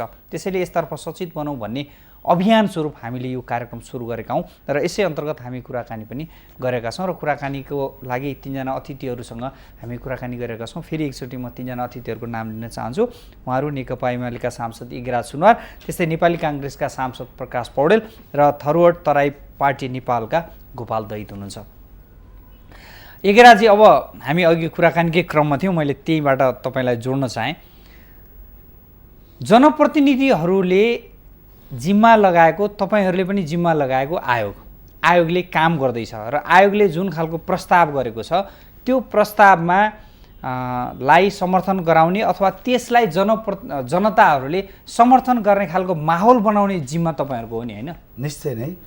तर तपाईँहरूले त्यो रूपमा जान सकिरहनु भएको छैन भन्ने खालको चाहिँ आवाजहरू सुनिएको छ क्या? यो अहिले ढिलै भए पनि यो छिटै बहसमा लैजानु पर्दथ्यो, तर ढिलै भए पनि अहिले सिङ्गो देश स्थानीय निकायको पुनर्संरचनाको बहसमा जुटेको छ भन्ने मलाई लाग्दछ। चाहे त्यो सदनमा होस्, व्यवस्थापिका संसदमा होस्, चाहे स्थानीय तहमा र जनताको बिचमा बहस चलिरहेको छ। मलाई लाग्छ, अघि तपाईँले एउटा कुरा बताउनुभयो कि यो माहौल सिर्जना गर्ने र मिलनबिन्दु खोज्ने र आयोगको प्रतिवेदनलाई सर्वस्वीकार बनाउने पहल कदमी त मान्यहरूको पनि हो नि भनेर तपाईँले जुन कुरा उठाउनुभयो, मलाई लाग्छ जुन मात्रामा जनताको चासो बढिरहेको छ, अब जनता आफै बहसमा उत्रिरहेका छन्। कुन गाउँपालिका र कुन केन्द्र बनाउँदा मेरो नागरिकता लिन मलाई सजिलो पर्छ, मेरो पासपोर्ट बनाउन सजिलो पर्दछ, मेरो विद्युत उत्पादन गर्नका लागि हामीसँग समय थोरै छ, तपाईँ बहस सुरु भएको छ। निश्चय नै यो अलिक ढिलो भयो, तर कसरी आयोगले यो अवसर त दियो नि, सरकारले यो अवसर त दिलायो नि विगतको सरकारले। किनभने आयोग बनाइदियो, आयोगले केही आधारहरू प्रस्तुत गर्यो, त्यो आधार उपर छलफल चलिरहेको छ। मैले अघि गोपाल दैतजीले भनेको कुरासँग मेरो एउटा अलिक गलत सूचना सम्प्रेषण नहोस्, आयोगले सीमाङ्कन गरेर बहस चलाइरहेको छैन। अहिले आयोगले यो जिल्लामा यति सङ्ख्या चाहिँ गाउँपालिका, यति सङ्ख्या नगरपालिका हुनसक्छ भनेर पठायो, त्यो बहसमा मात्रै छलफल चलेको छ। त्यहाँ सघन जातीय बस्तीलाई काटकुट गरेर त्यो आयोगले नै प्रतिवेदन जिल्ला पठाएको अवस्था होइन। त्यहाँ चाहिँ एलडिओको अध्यक्षमा, स्थानीय विकास अधिकारीको अध्यक्षतामा एउटा प्राविधिक समिति निर्माण गरेको छ। त्यो प्राविधिक समितिले त्यहाँका राजनीतिक दल, स्थानीय सरोकारवाला, सञ्चारकर्मीहरूसँग छलफल गरेर निष्कर्ष रिपोर्ट आयोगमा पठाउनका लागि त्यो अधिकार प्रत्यायोजन गरेको छ। त्यसका आधारमा छलफल बहस भइरहेको छ। त्यसैले आयोगले नै सीमाङ्कन गरेर काटकुट गरेर पठाएको कुरा होइन, सङ्ख्या उसले पठाइदिएको छ। तर त्यो सङ्ख्या उपरै सबै दलहरूले, सबै नागरिक समाजले यो सङ्ख्या अलिक कम भयो। हिजोको जस्तो 4000 पनि उपयुक्त छैन, तर स्थानीय निकायलाई, स्थानीय सरकारलाई व्यापक अधिकार दिएको त्यो जुन संवैधानिक व्यवस्था छ त्यो कार्यान्वयन हुँदाखेरि अलिकति पाएक परोस्। सबैलाई चित्त बुझाउन सम्भव छ? अब 100 का 100%, 100% सहमति कहीँ हुँदैन, यही संविधानमा पनि हुँदैन। मात्रै के हो भने अहिलेको अवस्थामा धेरैले भनेको सकभर तपाईँले भने जस्तो 100% सहमति जुट्दा राम्रो, राष्ट्रिय सहमति जुट्दा राम्रो। तर यदि सहमति जुटेन, कतिपयको बानी हुन्छ नि हलो अड्काउने अनि गोरु पेड्ने। कतिलाई यो संविधान कार्यान्वयन हुँदै नहोस् भन्ने छ, भित्री दिलदेखि लागेको छ। त्यो हामीभित्र होला, संसदभित्र पनि होला, संसद बाहिर पनि होला। उसलाई जे गर्दा पनि यो संविधान कार्यान्वयन नहोस् भन्ने उसको भित्री चाहना छ भने उसले सहमति दिँदैन, ऊ सहमत हुँदैन। तर जो वास्तवमा लोकतन्त्रलाई स्थानीय तहसम्म जरैसम्म पुर्याउन चाहन्छन्, मुलुकको समृद्धिको दिशामा तर्फको यात्रा हेर्न चाहन्छन्, मुलुकलाई आर्थिक क्रान्तिको माध्यमबाट छिटो अग्रगतितर्फ अगाडि बढाउन चाहन्छन्, ती शक्तिहरू सहमत हुनै पर्दछ। त्यसकारणले जनता आफै जुटेर अब हामीलाई यो प्रकारको संरचना भयो भने उपयुक्त हुन्छ भनेर, हिजोको संरचना ठिक थिएन, ठिक छैन भनेर हामीले भन्यौँ, अधिकार कम भयो भनेर हामीले भन्यौँ, अब अधिकारसहितको स्थानीय सरकार बनाउँदाखेरि अब हामी यो भए उपयुक्त हुन्छ भनेर जनता नै जुटेको अवस्था छ। गोपालजी, जस्तो मलाई अपेक्षा छ, मलाई आशा छ कि जनताकै तहमा एक प्रकारको सहमति बन्छ। सहमति बन्दाखेरि केहीले मानेनन् भने कम्तीमा बहुमतले, धेरैले भनेको कुरामा त सबै। गोपालजी, त्यो अवस्था त हो नि, सबैको चित्त बुझाउन सकिने अवस्था त छैन नि त, होइन? सत्य कुरा हो, सबैको चित्त बुझाउन सकिँदैन। सबैको चित्त बुझाउन नसकिने ठाउँमा धेरैले चित्त बुझाएको चिजलाई स्वीकार गर्न सक्नु त्यो तपाईँहरूको पनि त खुबी हो नि, होइन? मैले यहाँसँग भन्दैछु, मैले तर जोडेँ। तर अहिले जुन राज्य प्रशासना आयोग अथवा यो गाउँपालिका नगरपालिकाको सीमाङ्कन गर्ने आयोग जुन बनिएको छ, यसको प्रतिवेदनमाथि स्वयं पहिलेका सत्तामा रहेका राजनीतिक दल नेकपा एमालेकै सांसदहरूले खुलेर विरोध गरिराख्नु भएको छ। काङ्ग्रेसले त विरोध गर्यो, माओवादीले त गर्यो, हामी आन्दोलनमा रहेका मधेसी मोर्चा र थर तराई पार्टी नेपाल भनेपछि अधिकांश राजनीतिक दलका जनप्रतिनिधिहरूले यो प्रतिवेदनमाथि विरोध गरिराखेका छ। भनेपछि धेरैले मानेको हुँदैन कि धेरैले नमानेको प्रतिवेदन, धेरैले नस्वीकारेको प्रतिवेदन भइसकेपछि यसमा पुनर्विचार गर्नै पर्छ भन्ने कुरा एउटा मेरो तर्क।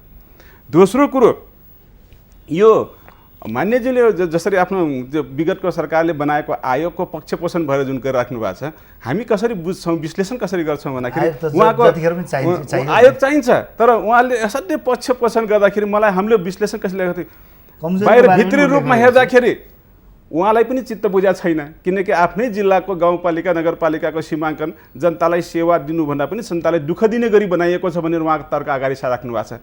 तर पक्षपोषण फेरि गरिराख्नु भएको छ, त्यसले गरेको ठिक हो भनेको के हो भन्दाखेरि ठुला नेताले र पार्टीले गरेको गल्तीलाई ढाकछोप गर्ने असफल प्रयास हो यो। यस्तो भएको हुनाले यस्तोले काम चल्दैन के। अब काम सफा फटाक कुरा गर्नु पर्यो कि यहाँ ठिक छैन, यो सुधार्नुपर्छ। त्यो हिसाबले यो आयोगले तयार पारेको प्रतिवेदन व्यवहारिक छैन। त्यसमा इमानदारीतापूर्वक भूमिका निर्वाह गर्नुपर्ने कुरामा तपाईँहरूको पनि त दायित्व छ नि। मैले त्यही भन्दैछु, तर कता कता तपाईँहरूले पनि चाहिँ आफ्नो एउटा चाहिँ पोलिटिकल पेरिफेरी भन्दा बाहिर जान नचाहेको भन्ने खालको आरोप तपाईँहरूलाई लाग्छ क्या?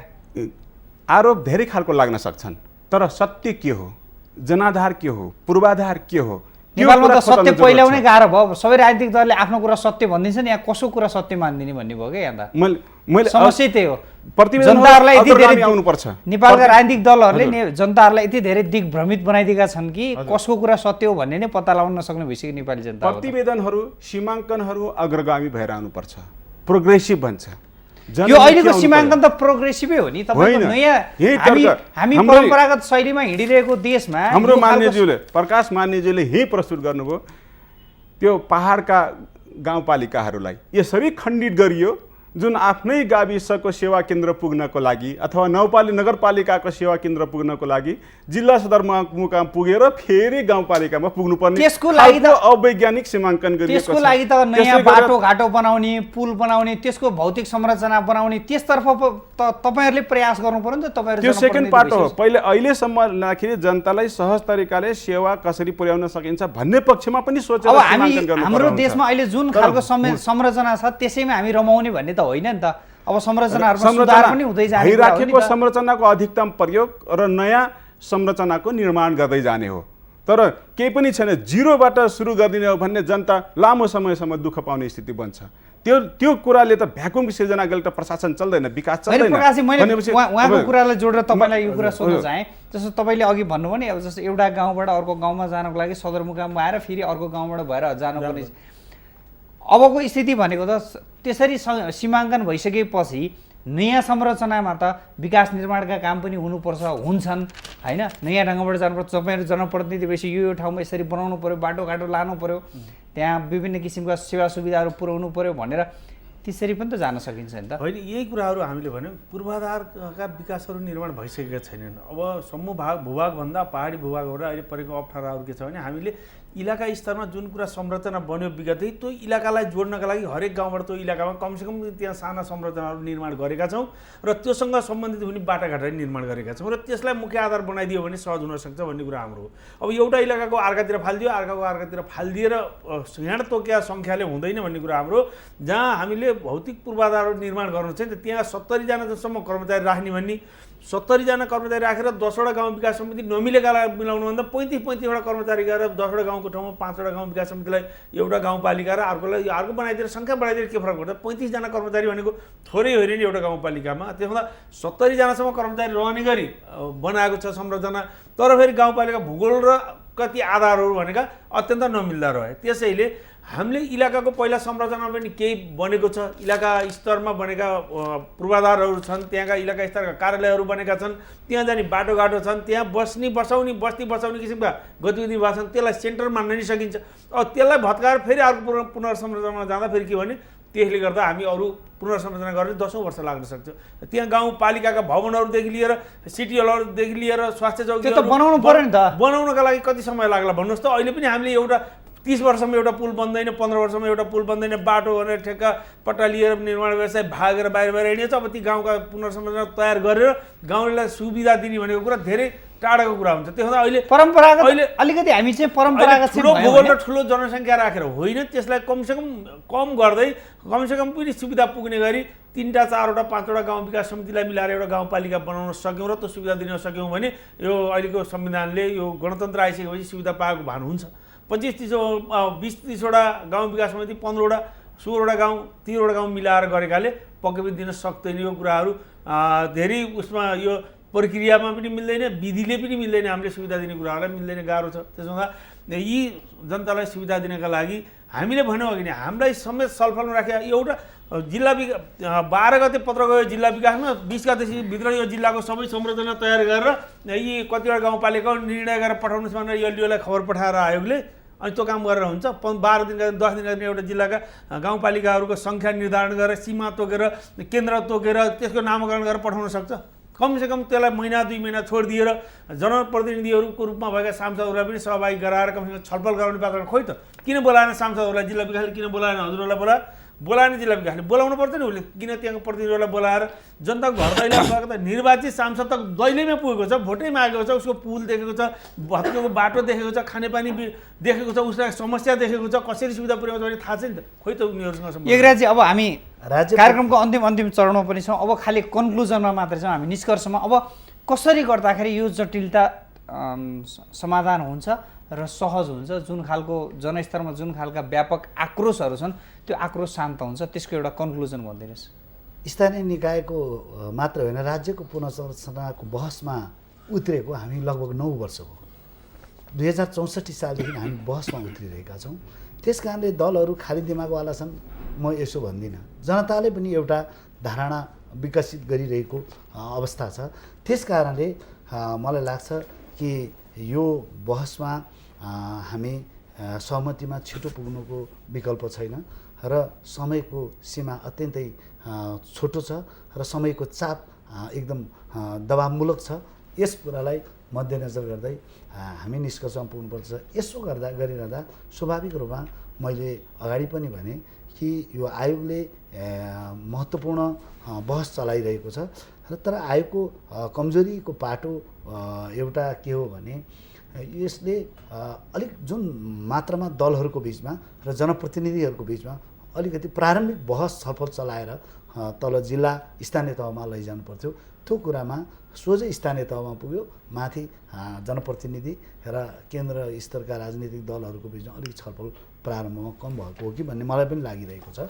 दोस्रो, यो केवल जनसङ्ख्यालाई मात्रै आधार नेपाल जस्तो मुलुकमा उपयुक्त हुँदैन, यसैले भूगोललाई पनि आधार मान्नुपर्दछ र सँगसँगै र हिजो राज्य पुनर्संरचना गर्दा जे मापदण्ड बनाउनु पर्दछ भनेर हामीले भनेका थियौँ, प्रशासनिक सुगमता, आर्थिक निर्भरता र सँगसँगै भौगोलिक र यो भौतिक रूपमा जुन निर्माणको पर्याप्तता र सघन जातीय सघनता र सांस्कृतिक समानता, यी कुराहरू यी पाटो र पक्षलाई पनि ख्याल गरेर प्रस्तावहरूलाई अगाडि बढाउनु पर्दछ भन्ने मलाई लाग्दछ।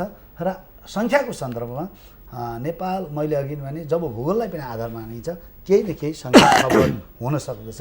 अघि हाम्रो प्रकाशजीले भने जस्तै कि कम्तीमा एउटा यो हिजोको इलाका जिल्ला विकास समितिले जुन इलाका छुटाएको थियो त्यो इलाकालाई आधार मान्दा पनि र नगरपालिका त्यसमा छुट्टै राख्दाखेरि त्यो सङ्ख्या केही मात्रै बढ्न सक्छ। इलाका पनि त्यो नगरपालिकाभित्रै पर्छ। त्यस कारणले इलाका पनि नगरपालिका नि इलाकाभित्रै पर्छ। त्यस कुरालाई पनि मध्यनजर गर्दै अगाडि बढ्नुको विकल्प छैन र छिटो स्थानीय निकायको पुनर्संरचना गरिकन स्थानीय निकायको स्थानीय तहको स्थानीय सरकारको निर्वाचन गर्नुको विकल्प हामीसँग छैन। यसो भएकोले भोलि कमी कमजोरी भयो भने त्यसमा चाहिँ हामी एकपटक व्यवहारमा गइसकेपछि कतिपय कुराहरू आउँछ। हामी जिल्ला सभाको कल्पना गरेका छौँ, तर गाउँपालिका भनेको 3वटा छ जस्तो मनाङमा। अब जिल्ला सभा कसरी हुन्छ? मनाङमा 3वटा गाउँपालिका बनाएको छ, कसरी जिल्ला सभाको कल्पना गर्न सकिन्छ? त्यो हुँदा जिल्लाका पनि संरचनाहरू के छ, ती जो पब्लिकले अहिलेसम्म सुविधा पाइरहेको संरचनाहरूलाई नि कायम रहने गरी जिल्ला र गाउँपालिका लगायतकालाई पनि केही राख्नुपर्छ। अब अदालत पुर्याउन सकिन्छ, हामीले न्यायालयको न्याय दिन सकिन्छ। अब गाउँमा लगेर न्यायपालिका राख्न सकिने अवस्था छ छैन नि त। उसलाई जिल्ला स्तरमा जब न्यायपालिका जिल्ला सभाका रूपमा हामी गर्छौँ भने जिल्ला तहमा पनि पाइने सुविधाहरूलाई पनि वञ्चित नहुने गरीको अबको संरचना बन्न जरुरी छ। त्यसैले छिटो कारागार लान सक्छौँ, गाउँपालिका कारागार लान सक्दैनौँ, कारागार बनाउन सक्छौँ हरेक गाउँपालिकामा सक्दैनौँ त। त्यो कारागारको नियम नीति जिल्ला सदरमुकाममा एउटा हुने, भएका संरचनाहरू जिल्ला सदरमुकाममा नि गाउँपालिकामा त्यसै लादेर मात्रै गाउँपालिका मात्रै ठुलो बनाएर हुनेवाला छ। ती सबै लान सक्नु पऱ्यो नि। त्यसका लागि लाने वातावरण पनि हुनु पऱ्यो सबै, त्यो त छैन त। त्यसो हुँदा जिल्लाको पनि बारेमा केही सोच्नु जरुरी छ। छिट्टो सहमति गरेर निर्वाचनमा स्थानीय निकायको निर्वाचन सम्पन्न गर्नेतर्फ हामी केन्द्रित हुनुपर्दछ। अब हामी कन्क्लुजनमा तपाईँको मेरो जस्तो सीमाङ्कनमा देखेका जटिलता र अहिलेको जुन खालको अवस्था छ त्यसबाट पार पाउनको लागि के गर्दा पार पाउनको लागि मेरो 2-3टा बुँदागत रूपमा मात्र भन्न चाहन्छु। पहिलो कुरो, प्रदेशको सीमाङ्कनमा जुन विवाद छ यो टुङ्गो नलागिकन गाउँपालिका र नगरपालिकाको टुङ्गो लगायो भने यो कहिले पनि टुङ्गिँदैन। यसर्थ पहिलोमा प्रदेशको सीमाङ्कन जुन विवादित छ, प्रदेश नम्बर 2, प्रदेश नम्बर 5, प्रदेश नम्बर 4 जुन विवादित अवस्थामा छ, यसको टुङ्गो लगाउनु पर्यो 1 नम्बरमा। दोस्रो नम्बरमा आयोगको पुनर्गठन हुनुपर्छ। अहिलेकै आयोगले राष्ट्रिय समस्या समाधान गर्न सक्दैन।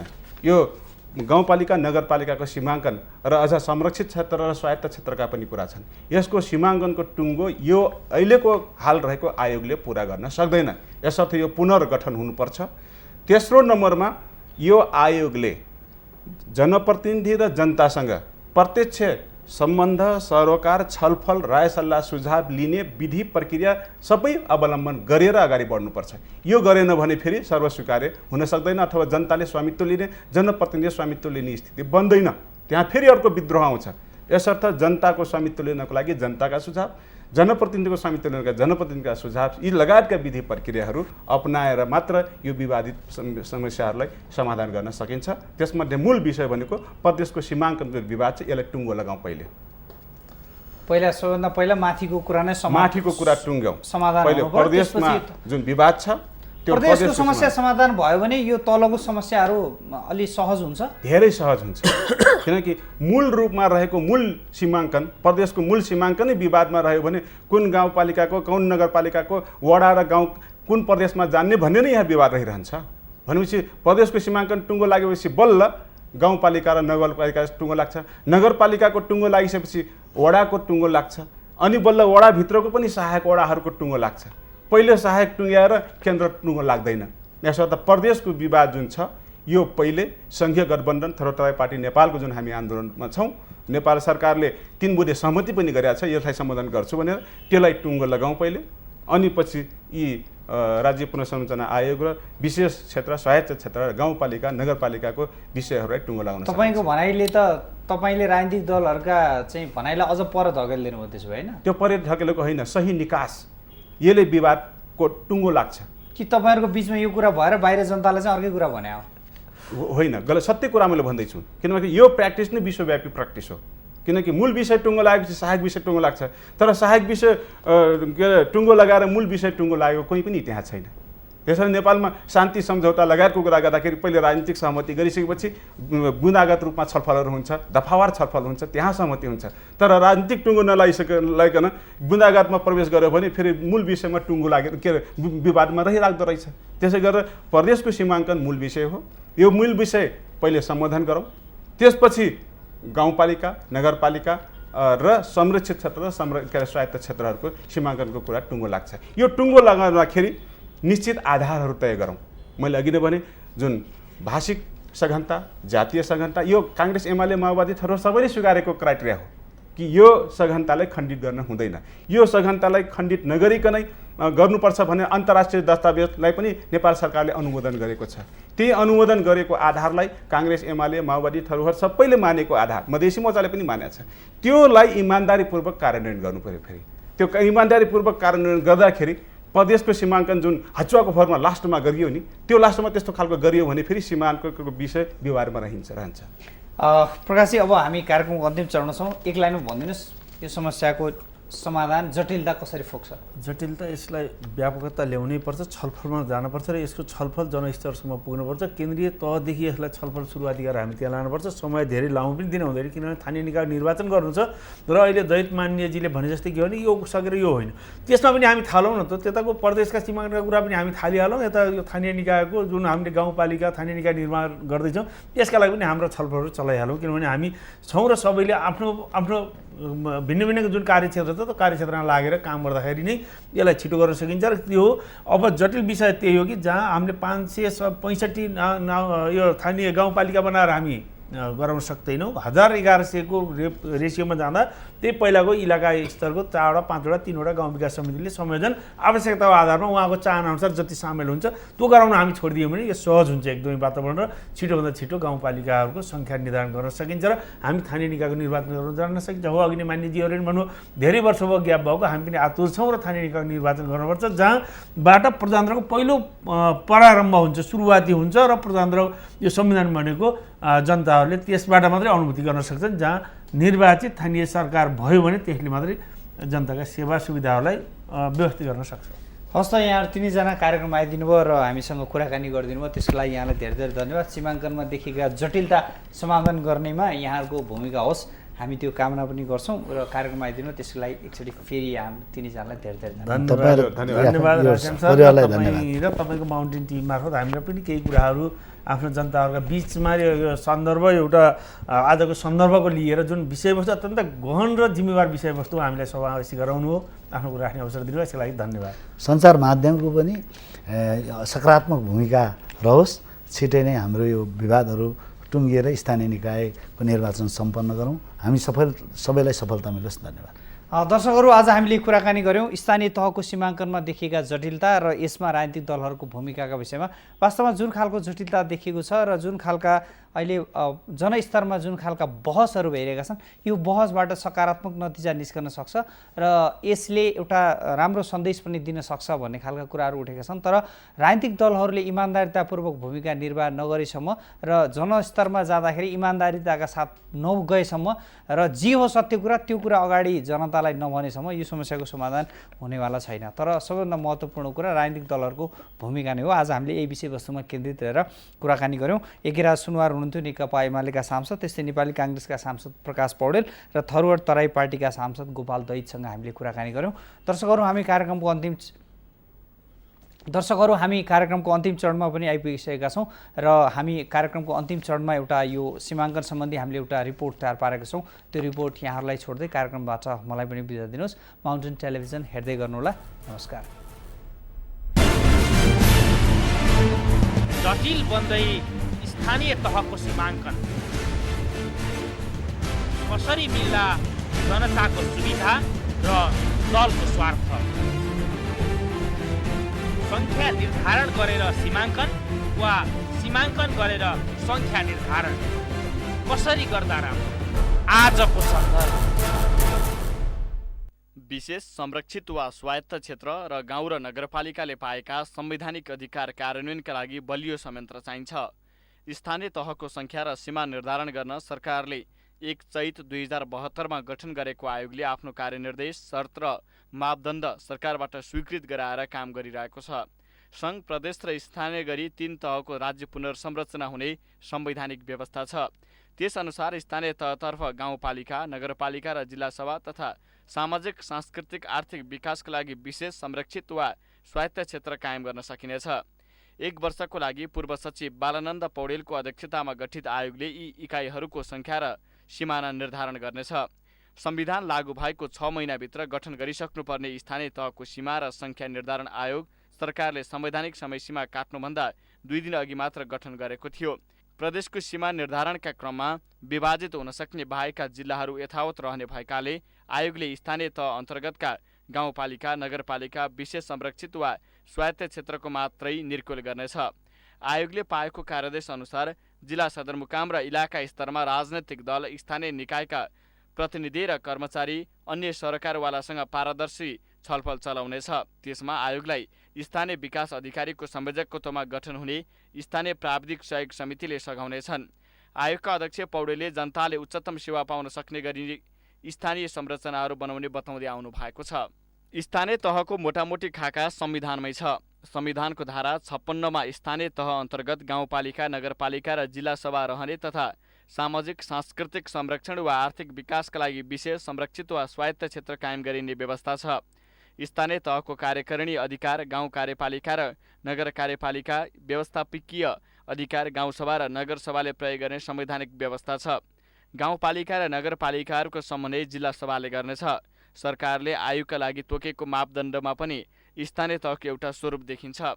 आयोगले अहिले कायम गाविस सङ्ख्या घटाउन तथा नगरपालिकाको सङ्ख्या बढाउन सिफारिस गर्ने मापदण्डमा उल्लेख छ। त्यसो गर्दा स्थानीय तहको सङ्ख्या अहिले कायम गाविस र नगरपालिकाको 1/4 भन्दा कम हुनेछ। पुनर्संरचना पछिको गाउँपालिका र नगरपालिकाको क्षेत्रफल तथा जनसङ्ख्याको आकार ठुलो हुनेछ। सेवा प्रवाह र जनसहभागिता सहितको विकास कार्य वडा तहबाट सञ्चालन हुनेछ। पुनर्संरचना पछिको गाउँपालिकामा भूगोल, जनसङ्ख्या र जनघनत्वका आधारमा 5 देखि 21 वडा हुनेछन् भने नगरपालिका उप र महानगरपालिका समेतमा 9 देखि 35 वडा हुनेछन्। आयोगले अहिले कायम जिल्ला र प्रदेश सीमा परिवर्तन नगरे पनि गाविस र नगरपालिका गाभ्न र छुट्याउन सक्नेछ। त्यस क्रममा मर्ज समेत हुने वडाहरूलाई आयोगले सेवा केन्द्रको रूपमा विकास गर्ने गरी सिफारिस गर्नेछ। पुनर्संरचनापछि कायम हुने गाउँपालिका वा नगरपालिकाहरूलाई नै जनसङ्ख्याको पर्याप्तता र पहिचान गरिएका जाति, जनजाति समुदायलाई समेट्ने गरी विशेष संरक्षित वा स्वायत्त क्षेत्र घोषणा गरिनेछ। आयोगले आर्थिक सामाजिक रूपमा अति पछि परेका समुदाय र भौगोलिक रूपमा दुर्गम क्षेत्र समेटेर विशेष संरचनाको रूपमा प्रस्ताव गर्नेछ। त्यस्तै कुनै जिल्लाको कुनै भाग, भेग वा क्षेत्रमा अल्पसङ्ख्यक, लोपोन्मुख र अति सीमान्तकृत जाति, समुदाय र सांस्कृतिक क्षेत्र भएमा सो समेटी गठन हुने स्थानीय तहलाई संरक्षित क्षेत्रको रूपमा प्रस्ताव गर्नेछ। आयोगले कुनै जिल्लाको कुनै भाग वा क्षेत्रमा भाषिक, सांस्कृतिक बाहुल्य भएका समुदायलाई समेटी स्वायत्त क्षेत्र प्रस्ताव गर्नेछ।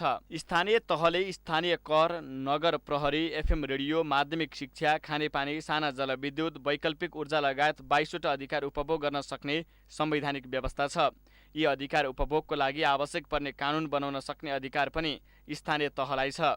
गाउँ र नगरसभाले त्यस्ता कानुन बनाउनेछन्। पहिले स्थानीय निकायले केन्द्रले कानुन बनाएपछि वा केन्द्रले हस्तान्तरण गरेपछि मात्र अधिकार पाउँथे। संविधानले नै सूचीकृत गरिदिएका यी अधिकार प्रदेश वा केन्द्रले फिर्ता लिन वा थिचोमिचो गर्न पाउँदैनन्। स्थानीय तहका लागि संविधानद्वारा सूचीकृत यी अधिकार पहिले जिल्लाले उपभोग गरे सरह वा त्योभन्दा माथिका छन्। अब कृषि, शिक्षा लगायतका सेवा गाउँपालिका र नगरपालिकाको वडा तहबाट प्रवाह हुनेछ। गाउँसभा र नगरसभाले त कानुन बनाउने अधिकार पनि पाएका छन्। यी अधिकार कार्यान्वयनका लागि ठुला र बलिया संयन्त्र चाहिने स्थानीय तहको सीमा र सङ्ख्या निर्धारण आयोगका अध्यक्ष पौडेल बताउनुहुन्छ। यी सेवा प्रवाहका लागि गाउँपालिकामा कम्तीमा उपसचिवको नेतृत्वमा 60 जना जति कर्मचारी आवश्यक पर्ने आयोगको आकलन छ। स्थानीय तहको नयाँ सीमा सङ्ख्या निर्धारण गर्ने प्रयासले हाल कायम स्थानीय निकायको निर्वाचनमा बाधा पार्दैन। 14 वर्षदेखि जनप्रतिनिधिविहीन भएर भ्रष्टाचार, अनियमितताका अखडा बनेका स्थानीय निकायबाट जनताले सेवा पाउन सकेका छैनन्। संविधानको धारा 303 मा स्थानीय तहको सीमा सङ्ख्या निर्धारण र निर्वाचन नभएसम्मका लागि पुराना स्थानीय निकायका पदाधिकारीको निर्वाचन गर्न सकिने व्यवस्था छ। अहिले जीविस, नगरपालिका र गाविसहरू स्थानीय विकास मन्त्रालयको शाखा कार्यालय जस्तो भएका छन्। जनप्रतिनिधि भए तिनले आफ्नो क्षेत्रको खानेपानी, शिक्षा, स्वास्थ्य, कृषि, जलविद्युत, वातावरण, भन्सार सबै निकायको अनुगमनका साथै सेवा प्रवाह गर्थे। अन्य निकायबाट हुने काममा गुणस्तर नियन्त्रण पनि हुन्थ्यो। स्थानीय विकास मन्त्रालय र विभिन्न दात्री संस्थाले निकाल्ने हरेक जसो प्रतिवेदनहरूले स्थानीय निकायमा जनप्रतिनिधि नहुँदा जनताले भोग्नु परेको समस्याबारे औँल्याएका छन्। जीविसहरूले गाविस फर्कन सचिवहरूलाई गरेको ताकेता केवल कागजको नाश साबित भएको छ। गाविस कार्यालयमा सचिव नहुँदा पञ्जीकरण सेवादेखि सामाजिक सुरक्षा भत्ता वितरणसम्ममा समस्या भएको छ। गाविसहरूमा वडा नागरिक मञ्च मार्फत योजना तर्जुमा प्रक्रियाको अभ्यास हुँदै आए पनि आर्थिक वर्ष 2071-72 स्थानीय विकासका आयोजनाहरू सहभागितामूलक भएनन्। त्यो अवस्थामा योजना, स्रोत परिचालन र व्यवस्थापनमा कार्यविधिको पालना हुने कुरै भएन। धेरै गाविस न्यूनतम शर्त मापन र कार्य सम्पादन मापनमा असफल हुँदा 20% अनुदान कटौती भएको छ।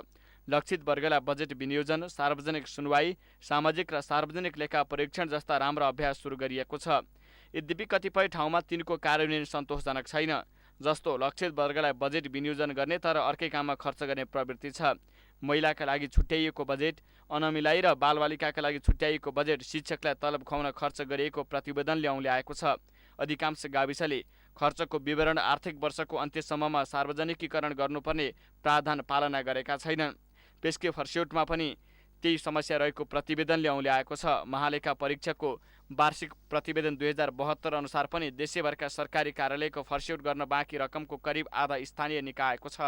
अहिले सङ्क्रमणकालीन अवस्थाका स्थानीय निकायमा उपलब्ध सङ्गठनात्मक र प्राविधिक क्षमता अनुसार उनीहरूले काम गर्दै आएको भए पनि त्यस्तो क्षमता बढाउनु पर्ने, जन्मदेखि मृत्युसम्मका कार्यसँग सम्बन्धित अभिलेख राख्ने जिम्मेवारीका निकायको सेवा प्रवाह प्रभावकारी बनाउनु पर्ने पनि सुझाव छ। अहिले स्थानीय निकायमा भइरहेका राम्रो अभ्यासलाई सङ्घीय संरचनाका स्थानीय तहमा पनि लागू गर्नुपर्ने सुझाव छ।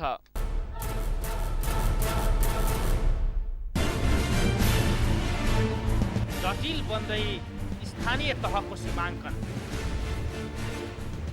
कसरी मिल्ला जनताको सुविधा र दलको स्वार्थ? सङ्ख्या निर्धारण गरेर सीमाङ्कन वा सीमाङ्कन गरेर सङ्ख्या निर्धारण कसरी गर्दा राम्रो? आजको सन्दर्भ